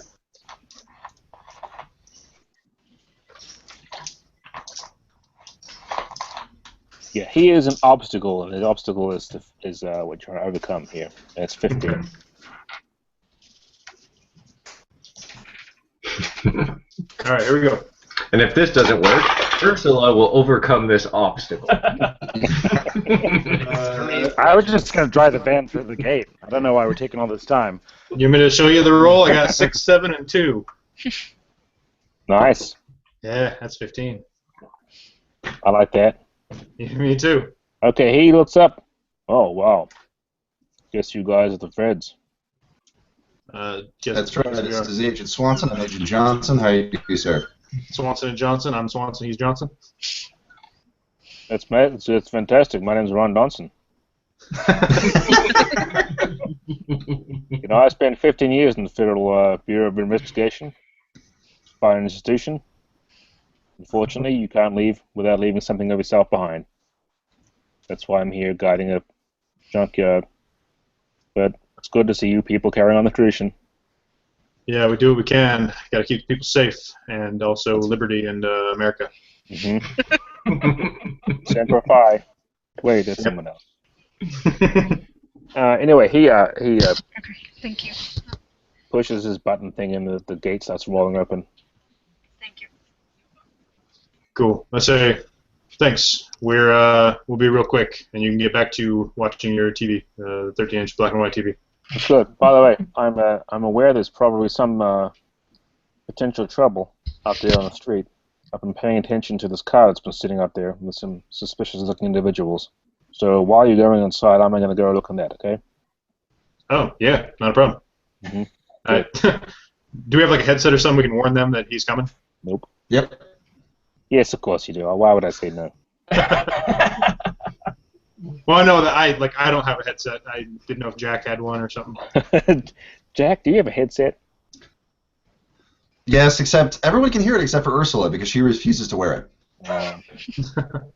Nice. All right, so then heads up. He's coming. Go, scram. Yeah, they can see him. He's a big guy. He's coming out of his thing very slowly. You can probably see him. I just want to make sure in case he does. Jump out of the van, wielding my Ursula.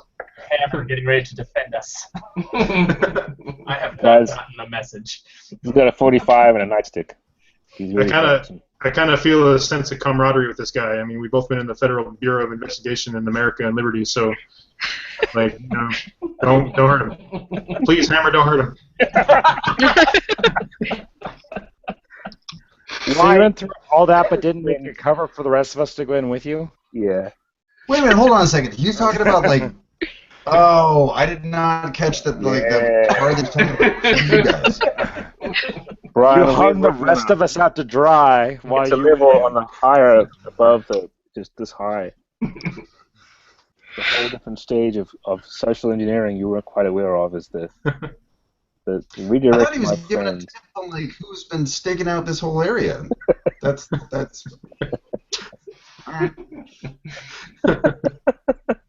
Well, Junkhead's driving the car, right? Hey, I'm sorry, hey, what? Ursula, this van will go right through that fence like paper, right? What do you Why think? did everyone want to take my smashing away from me this week? Do you want to be on the hood of the car and you can smash your way through the Yes! drive? Yes! Hop on, I'll drive. I hop onto the hood of the car. Oh no. So the guy's walking towards the car, and you climb out, get on the hood of the car, and brace yourself. But Isaac and Jack have gone through the gates that you're already through there. Yeah. There's a strange smell coming from the junkyard that's not the usual junkyard stink. This junkyard stink is different than normal junkyard stinks. I've been in a lot of stinky junkyards, and this stinks like no junkyard. Uh-huh. Usually it kind of smells you're sucking on a bag full of nickels, but this one. I'm going to have to give you an extra special ability, Jack, called, junkyard smell knowledge. Something. There's a lot of junkyards. No, it smells like Sucking on a bag full of nickels. It smells a little bit like, those times you go to a cultist's, house and break it down the door and stop the infernal ritual from happening and everyone's candles falling over and the blood's everywhere, that kind of smell. I don't know how many times I've smelled that smell before, but yes. Yeah, well, we arrived late to a lot of crime scenes, so we smelled it a lot. Smells like Friday, he says to himself. Okay, so we smell this demon smell, essentially, and I look over at Jack like, oh shit, and I get my shotgun out and I start running toward the car. The car you think is in the lot, past a bunch of these towers of cars, and as you go around the corner, you see this light, a dim light of like I said, candles. There's a whole bunch of dudes in robes all around a car, this 88 Cadillac. And they've got this sort of skull masks that they've bought from a dollar store, like a plastic skull mask. And one's like, "No, you will not interrupt the sacred rites." Are they surrounded by a circle, or are there candles around there, or? They're set up candles, but they look like the kind of candles you get from a dollar store. Basically, the whole thing is very low rent. It's totally up Isaac's alley. They're So Isaac's people. he said you will not disrupt the circle, right? The sacred rites. Yeah, okay. You will not disrupt the sacred rites. I said, yeah, except you weren't planning on saying that, so I kind of already have. Damn you! Hey, wait! stops for a second. They're all like getting out like knives and other kinds of wavy things that look like the props from Indiana Jones and the Temple of Doom and stuff. And the one guy pulls his mouth up and goes, "Isaac? Dude, is that You you?" know this guy? I'm about to find out. Hey, have I shot you before? It's Murray. Murray. Yeah. From, college or whatever. College or whatever. Oh, I did finish college. One time you put my head through the wall. That was good. Oh, yeah. I don't remember why I did that. You stopped coming to our cult, secret Satan ritual meetings and stuff, and I don't know what happened to you, but look at what we've done. I got more members. Yes, that's pretty crazy. Sorry, cult? What? Oh, sorry, is this your buddy? Yeah. Anyway, I don't know who you are. No, just what cult stuff? That sounds great. What are you doing here in the middle of the night? Oh, sweet. So, okay, anyway, I thought you maybe were had given up. Oh, no, never mind. We're going to summon this demon through this car because we think this car is full of demon blood. We just opened the back trunk and we were right. Can I take a look? Yeah, go ahead, sure. Hey, It's been a long time since I saw me some demon blood. Tim, open the back for me. Let's show him this. What's your name, dude?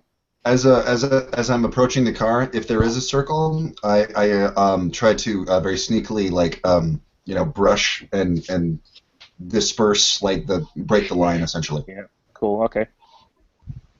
You trying to do it without people noticing?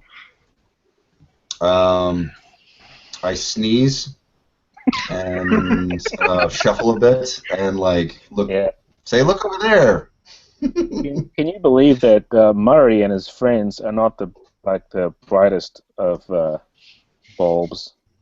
They don't even notice you doing that. So one guy opens up the trunk, and as you come around it, you get rid of the circle a bit, smudge it.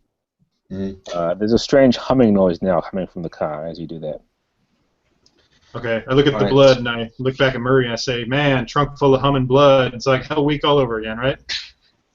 There are bubbles appearing on the surface of the bags, like it's boiling a little bit. Okay. So I see if I. So wait, there's the bags inside the car. Yeah, in the trunk of the Cadillac is a whole bunch of gallon bags of blood. Yeah. Have any of them ruptured? No, but they're starting to move and shake. Tim is the guy who lifted up the trunk for you. He still has a skull face mask on, but you can hear him kind of gasp. Whoa, Tim! Hey, Whoa. I've never actually handled one of these things before. If we pick these up, we're not able to do that, are we? Why is it doing that?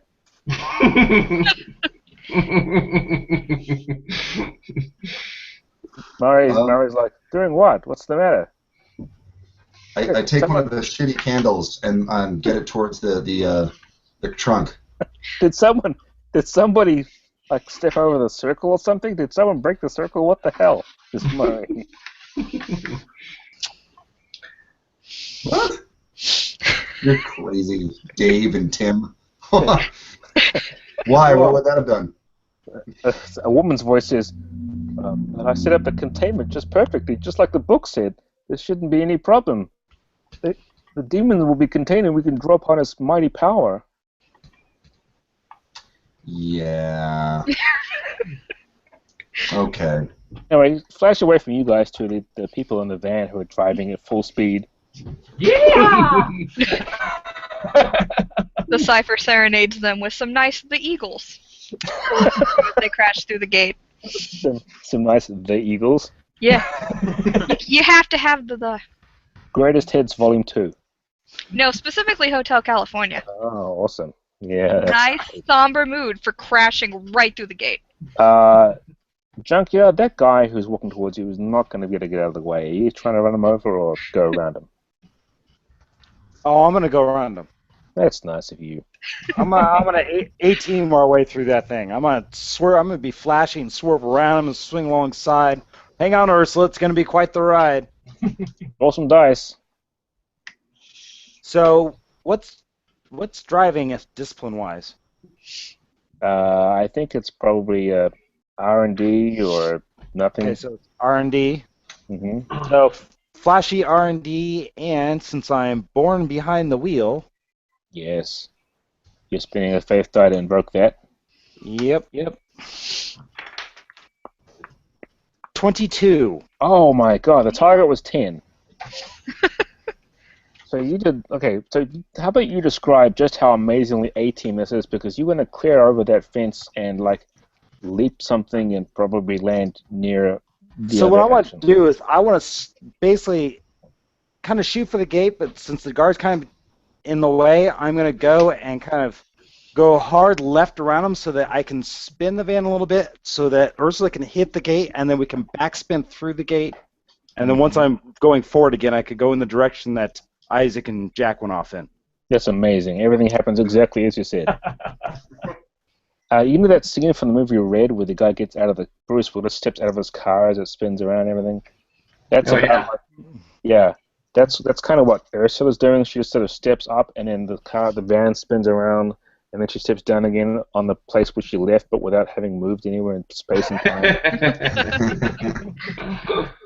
It's like a singularity has been focused entirely upon Sister Sledge for this moment because you're heading towards the gap in the cars where you can see the ritual has been disturbed. Ben, you pretty certain that this was probably a screw up because they were doing some kind of, second level ritual thing, and now that the blood's starting to boil, it's going to be a mess. Okay, so I look at Murray and I say, "Hey, look, man. I know you're, really into this, but you're making some rookie mistakes here." I hearken back in my head to a book series I read as a child called Goosebumps. Mm-hmm. Remembering the Monster Blood book. It's a tractatus of occult knowledge. Yeah, like the tabloid journalism in Men in Black. It's like the real truth. Yeah. You learned that freshman year in Demon Hunters 101. The real truth is located in Goosebumps. So, yeah, I'm going to. I've got an aspect here called "You have no idea the cosmic horrors I've read about," and I think that works out perfectly with the book series. So I'm gonna say, hey, listen, this is some pretty amateur level shit you got going on here. Just let me take a crack at it. You have no idea the cosmic horrors I've read about. Sweet.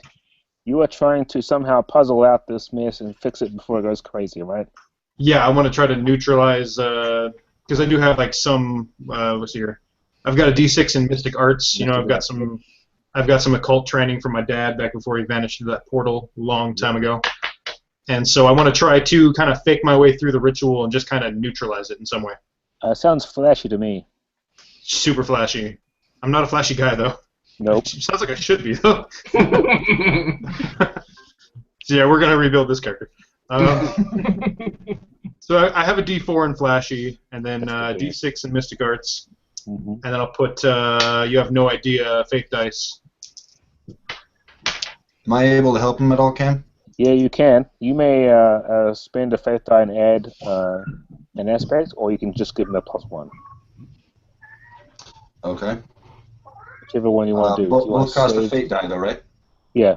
Well, no, one doesn't. The +1 does not cost anything.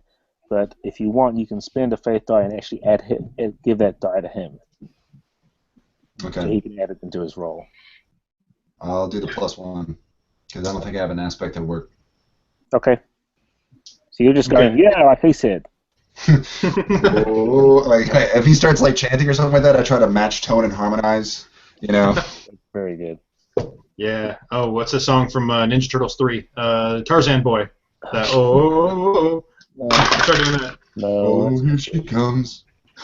Neutralize that. Yeah, it's 11. That's 4 points less than you need.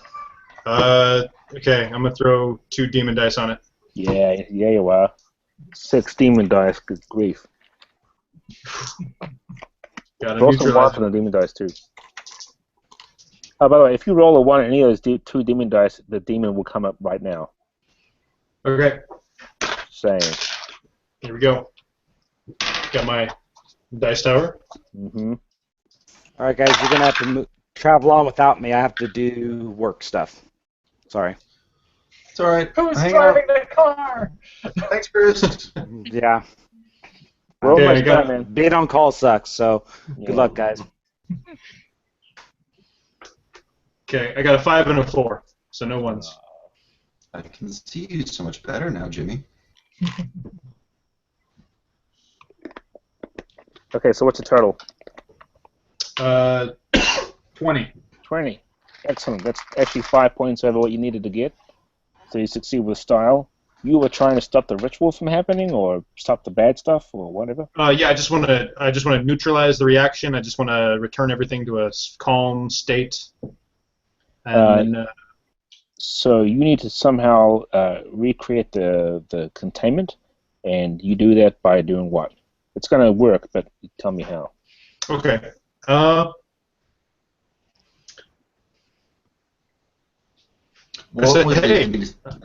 said, throw me that cooler. Awesome. Yep. So I take the cooler and I just start throwing the bags in the cooler. Okay. And I slam the cooler lid shut, and I start faking some mumbo jumbo. You start faking it. It's classic lines from R.L. Stein in his works of Master of Knowledge. Yeah, I repeat all of Monster Blood backwards.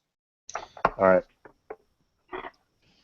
I'm gonna Okay. bust out some wire and circle the cooler around it and charge it with a little electric charge. Awesome. Okay, so what you managed to do is you prevent the demon from appearing, which was going to be what happens. The blood was going to pull together and make a demon shape and make a demon. Some kind of Earthwalker level nastiness. Instead of that, if you had just succeeded, you would have forced the demon into the car, and then you would have had to deal with the car. But what you actually did is basically internalize the demon ichoroid back into the Bagsy, and the demon force is going to try and find a way to go somewhere. So because you succeeded, you get to pick which of the people in the area gets the demon essence. Are there any rats? Oh, Or you have an small? aspect that lets you know about rats and other vermin? No, I do not. Can you justify one that does? The great, wonderful smelling ability that you just gave me with junkyards. Yes. I shouldn't have given you that, but okay. You point at a rat and say, "To the rat! To the rat!" And I go, yeah, I direct it to the rat. Okay, the rat is now a powerful demon rat. It's the same size as it was before, but it has like colossal fast cosmic power in it. However, its size is kind of inconvenient. This is just about when Ursula arrives on the hilt of the van. Ursula, there's a demon rat, and you know it's a demon rat because you've seen them before. I'm assuming. Same shit, different day. All right. I tell Junkyard to slam on the brakes, and I go flying forward, hammer first. Alright, you're going to need a 15 to kill this thing because it's been empowered with demon ichor and essence and stuff. So, a 15 attack. Okay. I'm doing a forceful combat and tactics. Let's toss in Legacy of the Sledge. I'm going to roll my 6 demon dice for an effect now, though, because that makes it more exciting. Can you use more than one faith die at a time? Can you use more than one aspect? You have to use different aspects for each faith die, though. Right. Okay. And can you use aspects more than once in a game? Yes, but no more than once for each roll. Right. But like, since I used Wham Wham Wham earlier, can I use it again? Yep. Awesome. Well, let's do those two. So. I just rolled basically a really nice ambient doom stuff for everybody. I rolled my demon dice, and I am giving the rat 3 stress boxes instead of the 1 it once had. Oy. All right. It's got 3 stress boxes. Wow. I just rolled a 24. Well, Ursula, don't fuck around.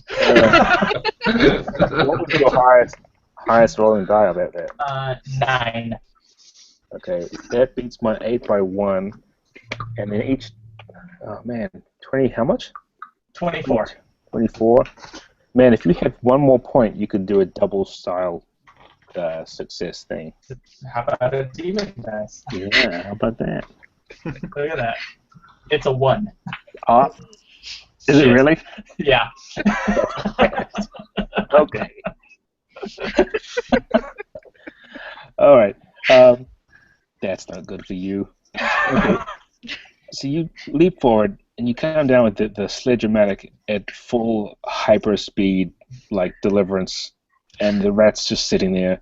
And your damage is going to be 3 points of stress, which is great because it has to burn up like one of those boxes for it. So he does that, and you got that one crap out of it, and then it appears there are now 2 demon rats when you lift the sledge up. And you see kind of like this electrical charge like zapping between them. There are 2 demon rats, or I have hit my head and it appears that there are 2 demon rats. It is spontaneously generating the copy of itself. Each of them has 2 stress boxes instead of the 3 the first one had. Alright, who goes next, Ursula? Let's go with Jack. Alright, Jack, you're up. 2 rats. 2 rats. One is one of them at least like looking pretty sad. No, it's almost like he hit them, and instead of like killing it, he just split it into 2 equivalent rats of weaker power. Awesome. 2 dirty rats. All right. Very well then. Notice there's kind of an electrical field between them, like a connection. Little sparks are going back and forth, like electrical. Interesting. Well, if it's going between them and it's connecting them, knowing what I know about my force and my ability, if I were to sever that, then what would I think happen? One of the rats would probably die, and the rest of the life force would go into the remaining one. Okay. Which is good, because otherwise you'd have 2 rats to fight instead of 1 rat. Indeed, it did. All right, so I'm gonna go ahead and do that. I'm gonna see if I can harness, and catch onto that, and then just stuff it out. All right, go for it. Okay. That sounds pretty clever, though. That sounds very clever. You're absolutely right. Okay, so I take my clever, which is D8, and using my mystic arts. Yep. D6, and you still got some faith dice left, right? Yeah, I sure do. Actually, what do you suppose would aspect makes the most sense here? Like, obviously, I'm using electrokinetic ability, but I'm also sort of removing something, which actually would go to the sticky fingers. I'm actually taking something away. Pretty much the outcome. A little bit of demon lightning, maybe. So I roll those 2 things, including my faith die, and let it rip. Yep, go for it. Okay. Oh, and you're on the floor. 6 plus 8, 14. You're 1 point short. Of course I am. Very well then. It's okay. Demon dice are right there for you. I know. And I've already got 7 of them. Wait a minute, I thought you've been using them. No, I don't. When I roll the dice, I don't use them. I just roll them to do stuff. But if I add them to dice things, I haven't even needed to do that yet because you guys have just been doing so well by yourself. I'm saving up these things. Well, okay. I guess another demon dice. 6. Yo, okay, that's good. Hooray. That was not just 1 point. Well, what you needed was 15. You got 20, so you succeed with style. So you snuff out. No, it means you have snuffed out the life force from one of the 2 rats and kind of backfed it into the other one, but not in a way to give it all the power it had. So you've just basically done half the work for Ursula, which is great. Right. Long story short, we have one rat with 2 stress boxes left. Excellent. Now who goes next? You pick. Okay. Looks You like. can pick the rat if you want to. Sorry, what? You can always pick the rat if you want to, and it can go next, and then I will pick someone after that. But most of the time, I think what we do is the rat just responds to things you do, as opposed to it having an action, which is an easy way of handling it. Okay. Well, in that case, I think I'm gonna pick a teammate instead. Then. Okay. All right. I'm gonna pick Isaac. Okay, I got a shotgun. Shotgun versus rat. Let's see here. So, can I try to banish the demon, or is it too powerful for that? Yeah, you could try banishing it. You'd need to have some useful assistant cultists present. Yeah. You'd find some of those. Yeah, no kidding. I say, Murray, quick, suckle the rat.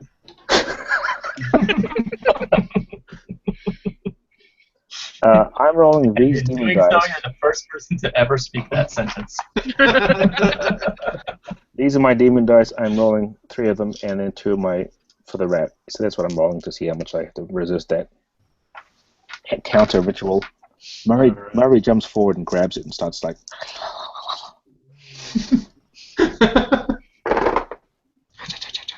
11, 12, 19. Okay. All right. So, let's see here. I'm going to arbitrarily state that if I get to 10 demon dice, the demon's going to show up anyway, but that probably won't happen unless you guys are really dangerous. How many do you have so far? I had 7, I spent 3, I have 4. All right. Okay. So, what did Murray do? Like, he picked up the rat, and then what? He's kind of trying to suck it. Just like college. Okay. All right. So, Just trying to kind of suck it. That's all. It's trying to scramble and like scratch his face off. He's not going to be very happy after this, but he's got his mask back down again now, right? Protective Cool. skull, plastic mask. I yelled at the rest of the cultists, "Quick, everybody suck that rat!" They just go for it. But you didn't roll the dice now. All right. So while they're all sucking the rat, I'm going to try to use their life force to cage it. I don't know. You're a horrible person. Like maybe if we split the demon up into each of the cultists, we can just take them out instead. Yeah, to do that, Yeah. that's a great idea. Yeah, Okay. that's a great idea. Sure. All right. Just So give all the Move cultists it from being a small exterminating problem to, like, murdering 3 people. Yeah, that's great. well, I mean, they're cultists, and Murray was a dick. Yeah. Okay. No, seriously though. His part supplier was really crap. He didn't ever have any good stuff. Man, I just don't really know what I can do right now. Can we I get some think suggestions? You should just keep going with this plan you had. It sounds great. Because we can always cause we don't have to kill them. Like if we can divide the demon's power among how many cultists are there? 8. 8 cultists. So if we can just divide it among 8 cultists and then arrest them, of course that's now 8 demon possessed people.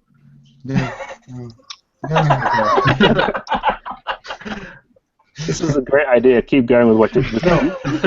keep it in the rat. Don't disperse it Okay. out to humans. Yeah, I I don't know what to do now that they're all going to town on this rat. I was planning to banish it. Yeah. Okay. So the banishing, I'm not really sure how I can do that with, because I've got them all there. So I've got their support, Mm-hmm. and so I guess I can just try to. How many faith dice do you have left? I've got 3. Really? Okay, Oh. so Maybe you can use your aspect dumb as a sack of hammers.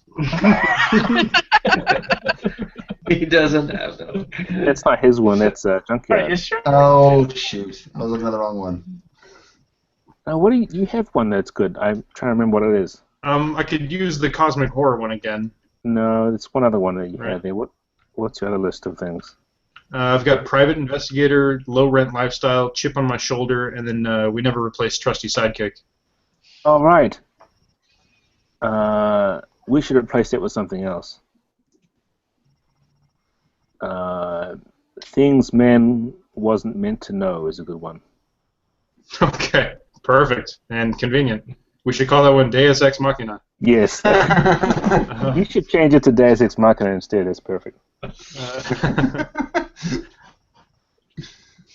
Okay, so aspect. That's amazing. Okay, It doesn't work. It doesn't matter. For some So I roll- reason, giant eagles just come out of nowhere and take the rat away. We were never in Mordor before because the big eye was there.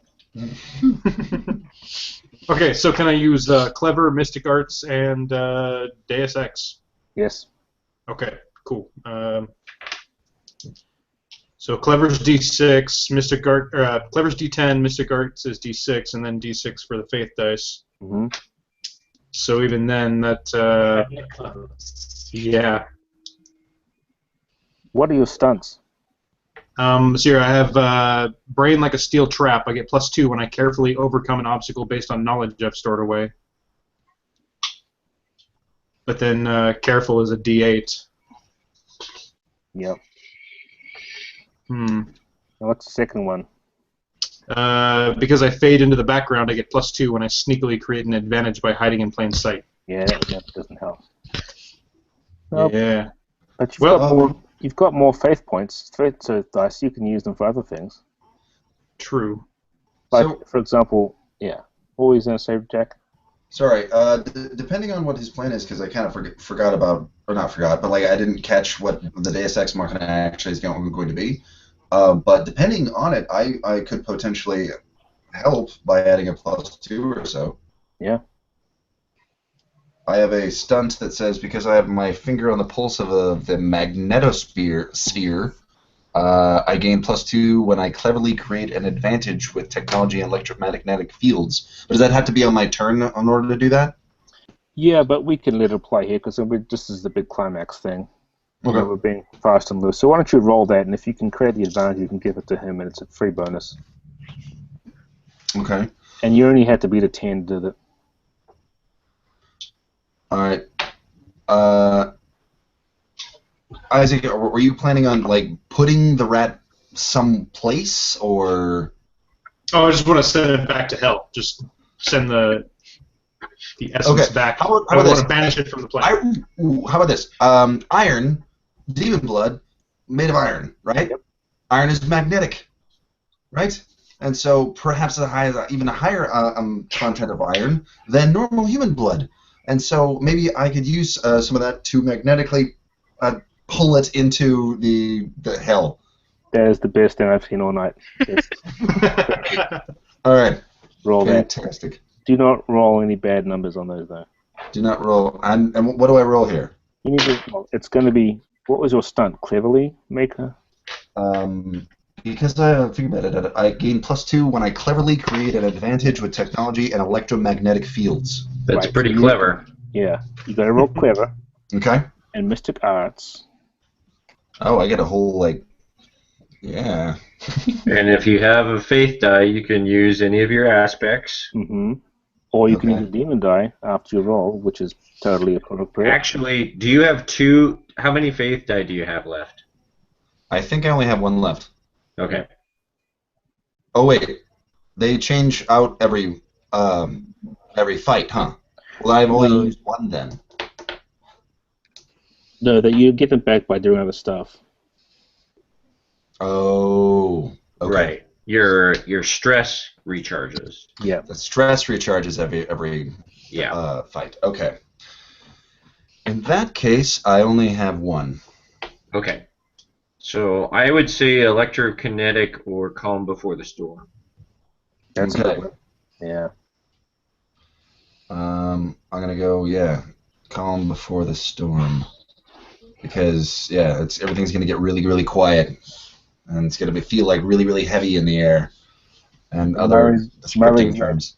Sucking on this rat, looking up, like sideways. Like, what's Wondering going on? what's taking so long. He's like, hurry up. This rat's got D8, D6, Yep. plus 2. All right, so that is 13 total. Did you roll a d6 for the aspect when you were rolling it? Yes. Okay, so 13 is plenty fine. That's more than 10. Awesome. So you Did you add your +2? Yes. I have 6 plus 5 equals 11, plus 2 equals 13. Oh, so you should actually have 3 dice that you should roll. Right.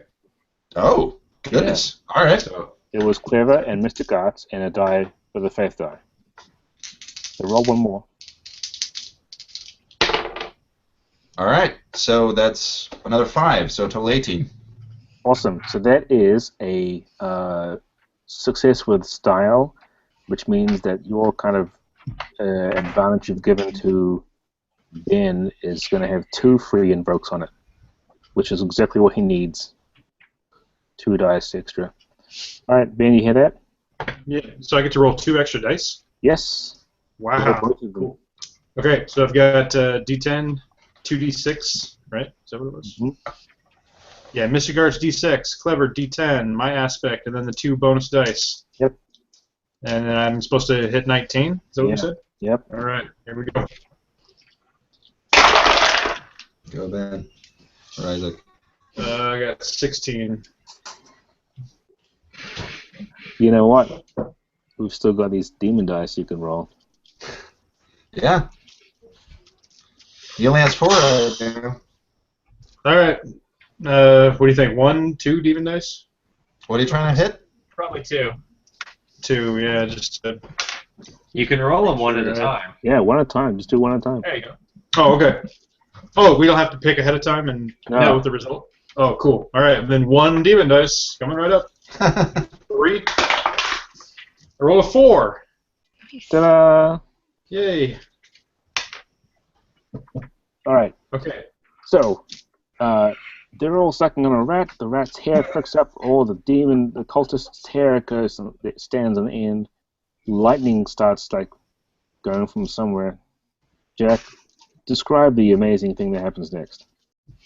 Let's see.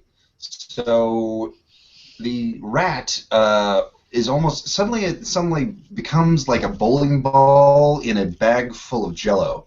Like there's just a really heavy weight that just needs to get down to the ground, and like the rat itself almost kind of implodes with it trying to get down to the ground so quickly.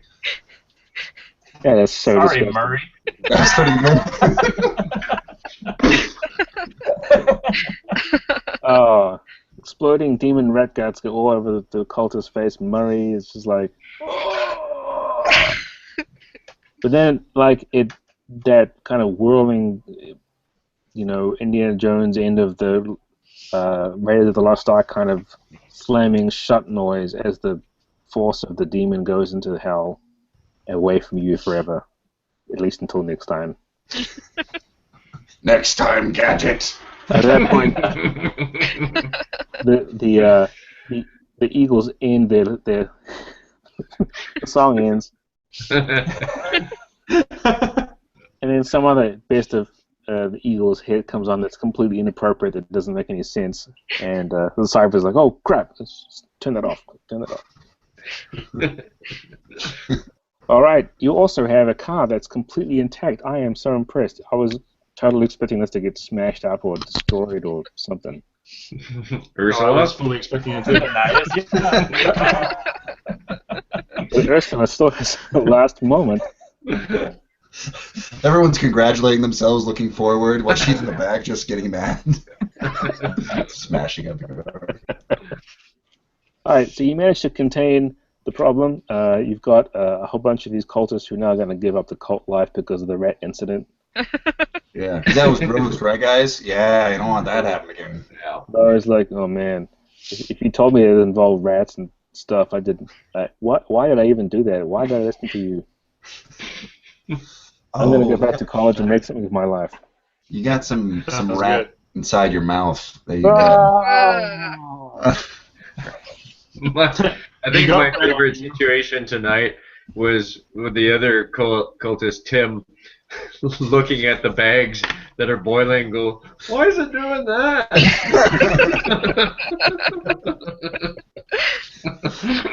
Just completely unprepared for what's going on. Oh, no! It is a fun reaction. Like they have like, I mean, what were they expecting to happen exactly? Right. I just wanted to pull back something from Isaac's past because it seems like that's the kind of folks he used to hang out with when he was like ditching college for like. Totally. He was doing a whole bunch of like reject cultists, and you know, if you hadn't shown up, who knows what would have happened. Right. No kidding. Chris, I'm sorry I didn't notice you. Hello, you're back. I am back. What point did you pop in? Just a minute or two ago. Did you see the exploding rat? I did see an exploding rat. I have no idea why it exploded, but I know there was an exploding rat. And what's the moral of the story, Don?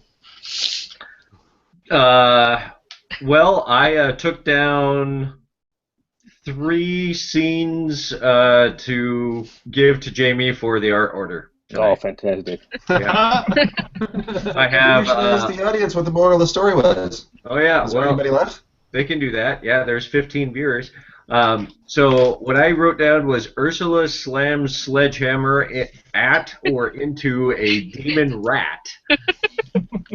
Let people figure out how to draw a demon rat. I'm happy with that. Don't tell artists what the job is, man. Yeah, a bruiser with a motor for a head, oily blood leaking out around the neck, comes charging out from a stairwell. So that's awesome. I want to see that. A lawnmower dog. Modog. Modog. It should be M-O''dog. Right. D-A-W-G. Well, of course. Right. And then, actually, I came up with the 4th one just now. I totally want to see Ursula mounted on the hood of the van. Ready, like, standing, forward. Yeah. Exactly. Yeah, I want to see that. So, any other scenes that pop out tonight that you'd like to see in the book? Let us know. I'm asking you. Yeah, I'm not going to suggest the cultists sucking the rat because that's just. Yeah. That's what fan art's for. Yeah, I want to see someone flashing a Big Mac badge. Oh, I'm writing that down. That Whopper. was Whopper. Whopper. Oh, sorry. I want to get the franchises mixed up. Whopper badge. I think Brian even said, I carry my soggy Whopper over. I'm like, that just sounds awful. I think I can see that looking awesome. Just Jack and Isaac next to each other. Jack's flashing the real badge. Isaac's flashing the burger.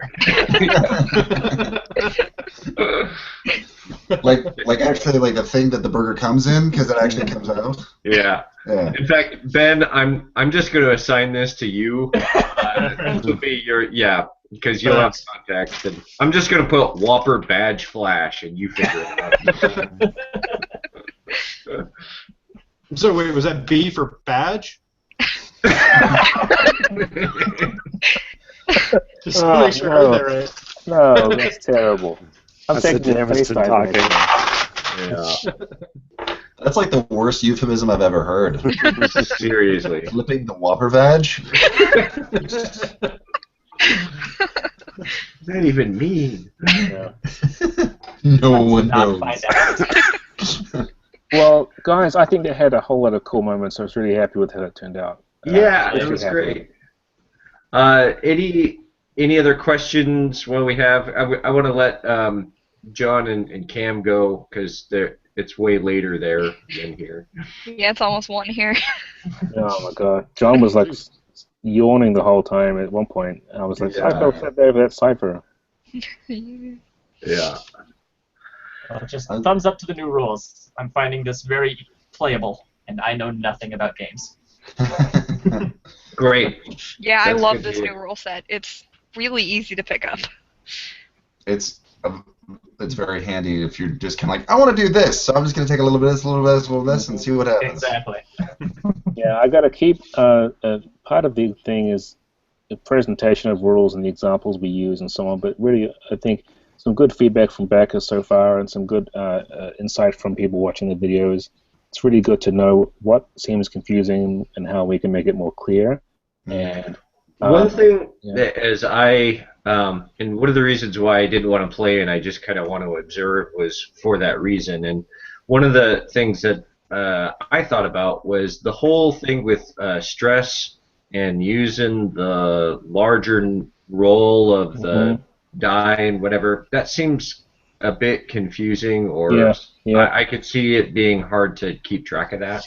Do you think it's going to be easier just subtracting the difficulty from the result and giving that much points? I do. I think if you take the whole pool together and and then because we have to think about how many points you might end up with. Like if I had rolled a defense of like 5 and you got a 22, you have to scale stress quite a bit to be able to do that. That's part of why I was using just the one die for each roll and not the whole lot. But I get it.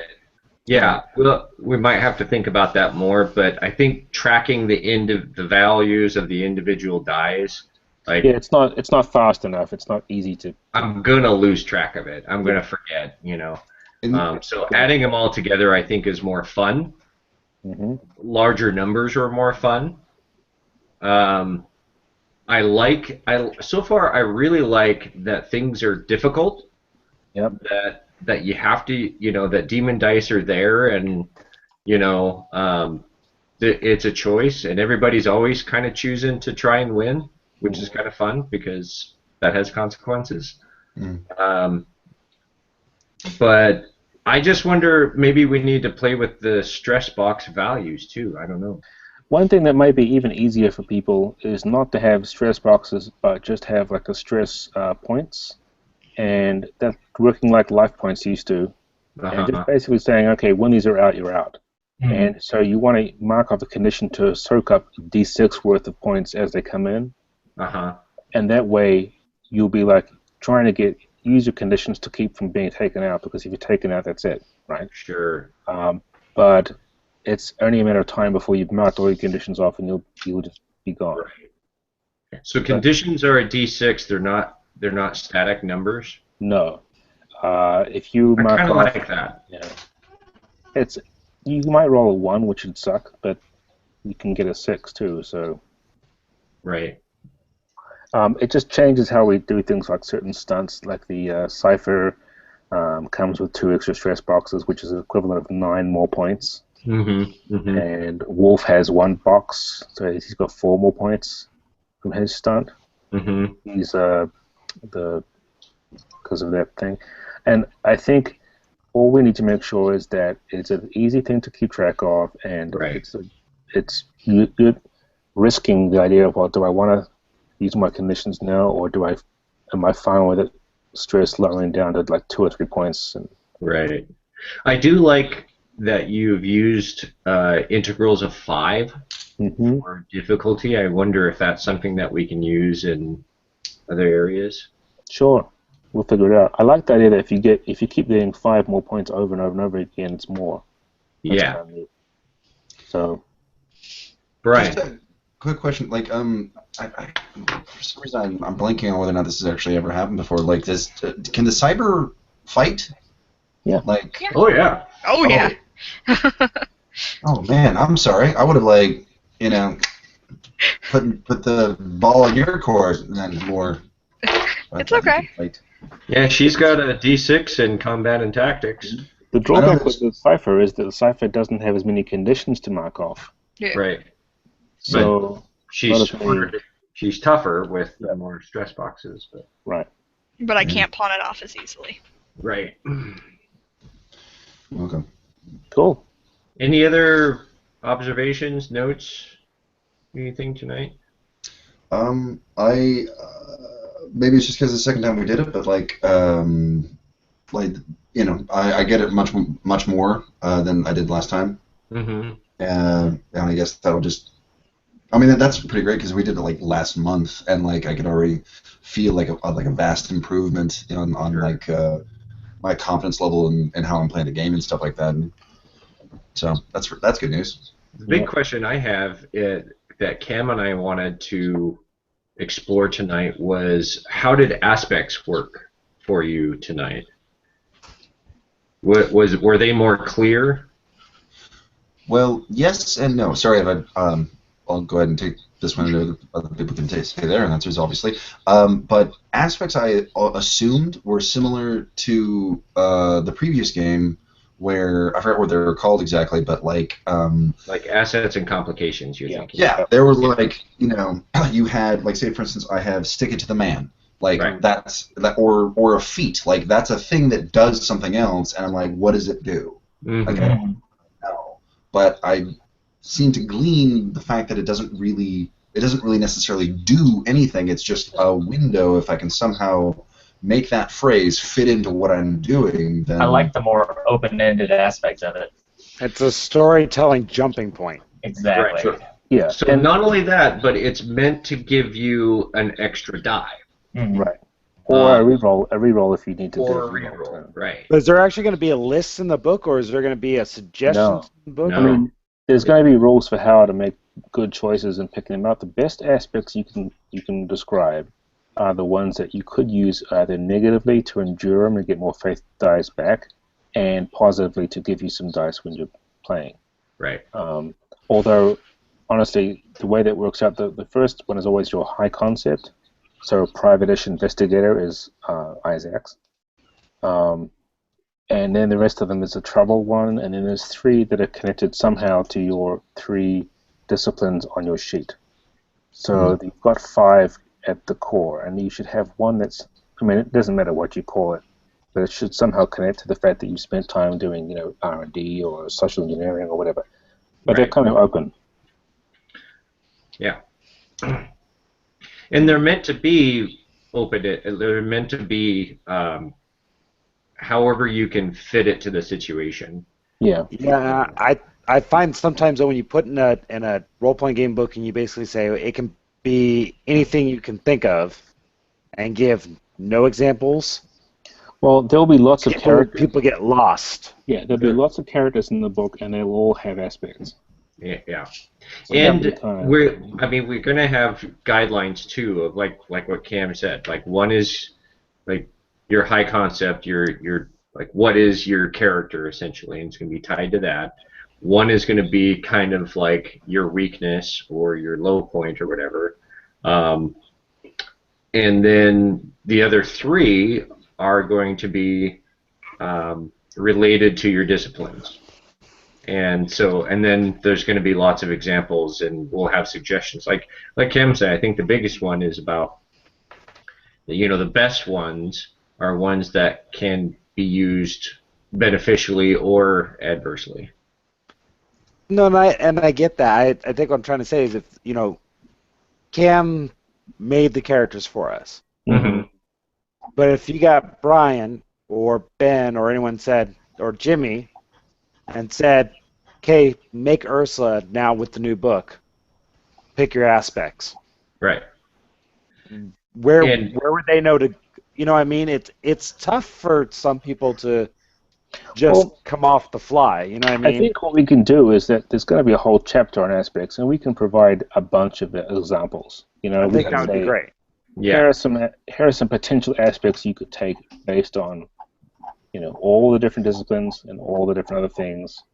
I mean, that's basically. But the thing is that whereas some characters have background traits or other kinds of things, most of the color of your character will be in your aspects. So if there's a thing you want to be true for your character, you should put them there. Right. Yeah. Right. Yeah. Aspects are a way to make things true, to bring facts into the equation. And we didn't really touch on establishing aspects in the scenes or on objects or anything this time. We did a bit of that in the first session. So, we just pretty much focused on the aspects that are on your character, but you can name aspects in the scene, and you can say, hey, because Motorhead is running 2 quarts low, I can do this or that, and that's an aspect that you can name. And each time you use the create an advantage action, you're making an aspect. Pretty much. Which you get bonuses to use and stuff. So, anyway. Yeah. Yeah, we're definitely going to be giving a lot of time because it's a key point in the system, and it's super fun once you can get into using it. Yeah. But, Chris, it really is one of those things that some people have a hard time wrapping their brains around because of the same reasons Brian said, which is you're often more used to seeing lists of feats or bennies or whatever you want to call them, advantages. And this is a case of like, well, there's no assigned rules to each one like there was in the original game, but you could almost use the same names for all those things as is if you wanted to. I did that in some cases. Yeah, exactly. And I think that's... Go ahead. Well, if you have some players that, obviously that some players would really need to be reeled in when it comes to GM because, like, say, for instance, we suggested something like the aspect of Deus Ex Machina. That worked really well for this situation, but that's kind of a broken aspect, It's essentially get out of jail free card. Like that's what it you put. Don't forget though, it still doesn't do anything different other than give you a bonus die. I mean, no matter what your aspect is called, mechanically speaking, all it's doing is letting you spend one of your dice. You're still limited by the number of fate dice you have. Yeah, if you run out of dice, you don't have any left. You can't use aspects, and so even if you had one called the most powerful man in the universe. I mean, we all go. I beat the shit out of that aspect all the time. Yeah. Everyone would say, well, he's definitely the most powerful man in the universe. And you're like, well, let me show you how. And he rolls extra D6. And you're like, wow, that's awesome. Right. How are you doing this? I'm using my aspect calling being a motherfucking magician. That's why. And some of the fun is of making up characters as NPCs or just one-shots. Is giving them an aspect you're like, how am I ever going to do anything with that? And I think most of Andy's characters, Chuck Von Beck's aspects were just total BS ones that I was going to see if he could do anything with. Trying to see them being. Wasn't he the guy that ended up sausage? Yes. Yeah. That should tell you more about what happened anyway, but we have a quick look here. Here we are. He had one, no idea who you're talking about. And the mystic power of whatever. I mean, it's up to you to decide that. I think things like Dumb as a Sack of Hammers, which is a really good one for Chris's character, it's really cool. But Born Behind the Wheel is directly taken from Classic Cortex. It was not an asset before. Yeah. Right. So some of them I just used them.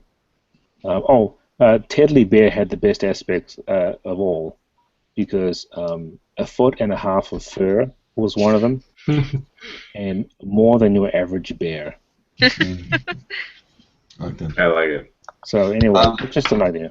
Just because I don't think it's been said yet, looks like Jonathan Locke said that would seem pretty cool. I believe a demon rat would look like a hellhound, only a hell rat or something like that. Oh, yeah. Yeah. Good idea. Art notes. Hell breathing rat. some fire, whatnot. Maybe little horns. Yeah. Disease, little stuff. I don't know why, but this just sounds funny and weird that you don't necessarily see. I was thinking about the cultists kneeling in a circle and just vomiting.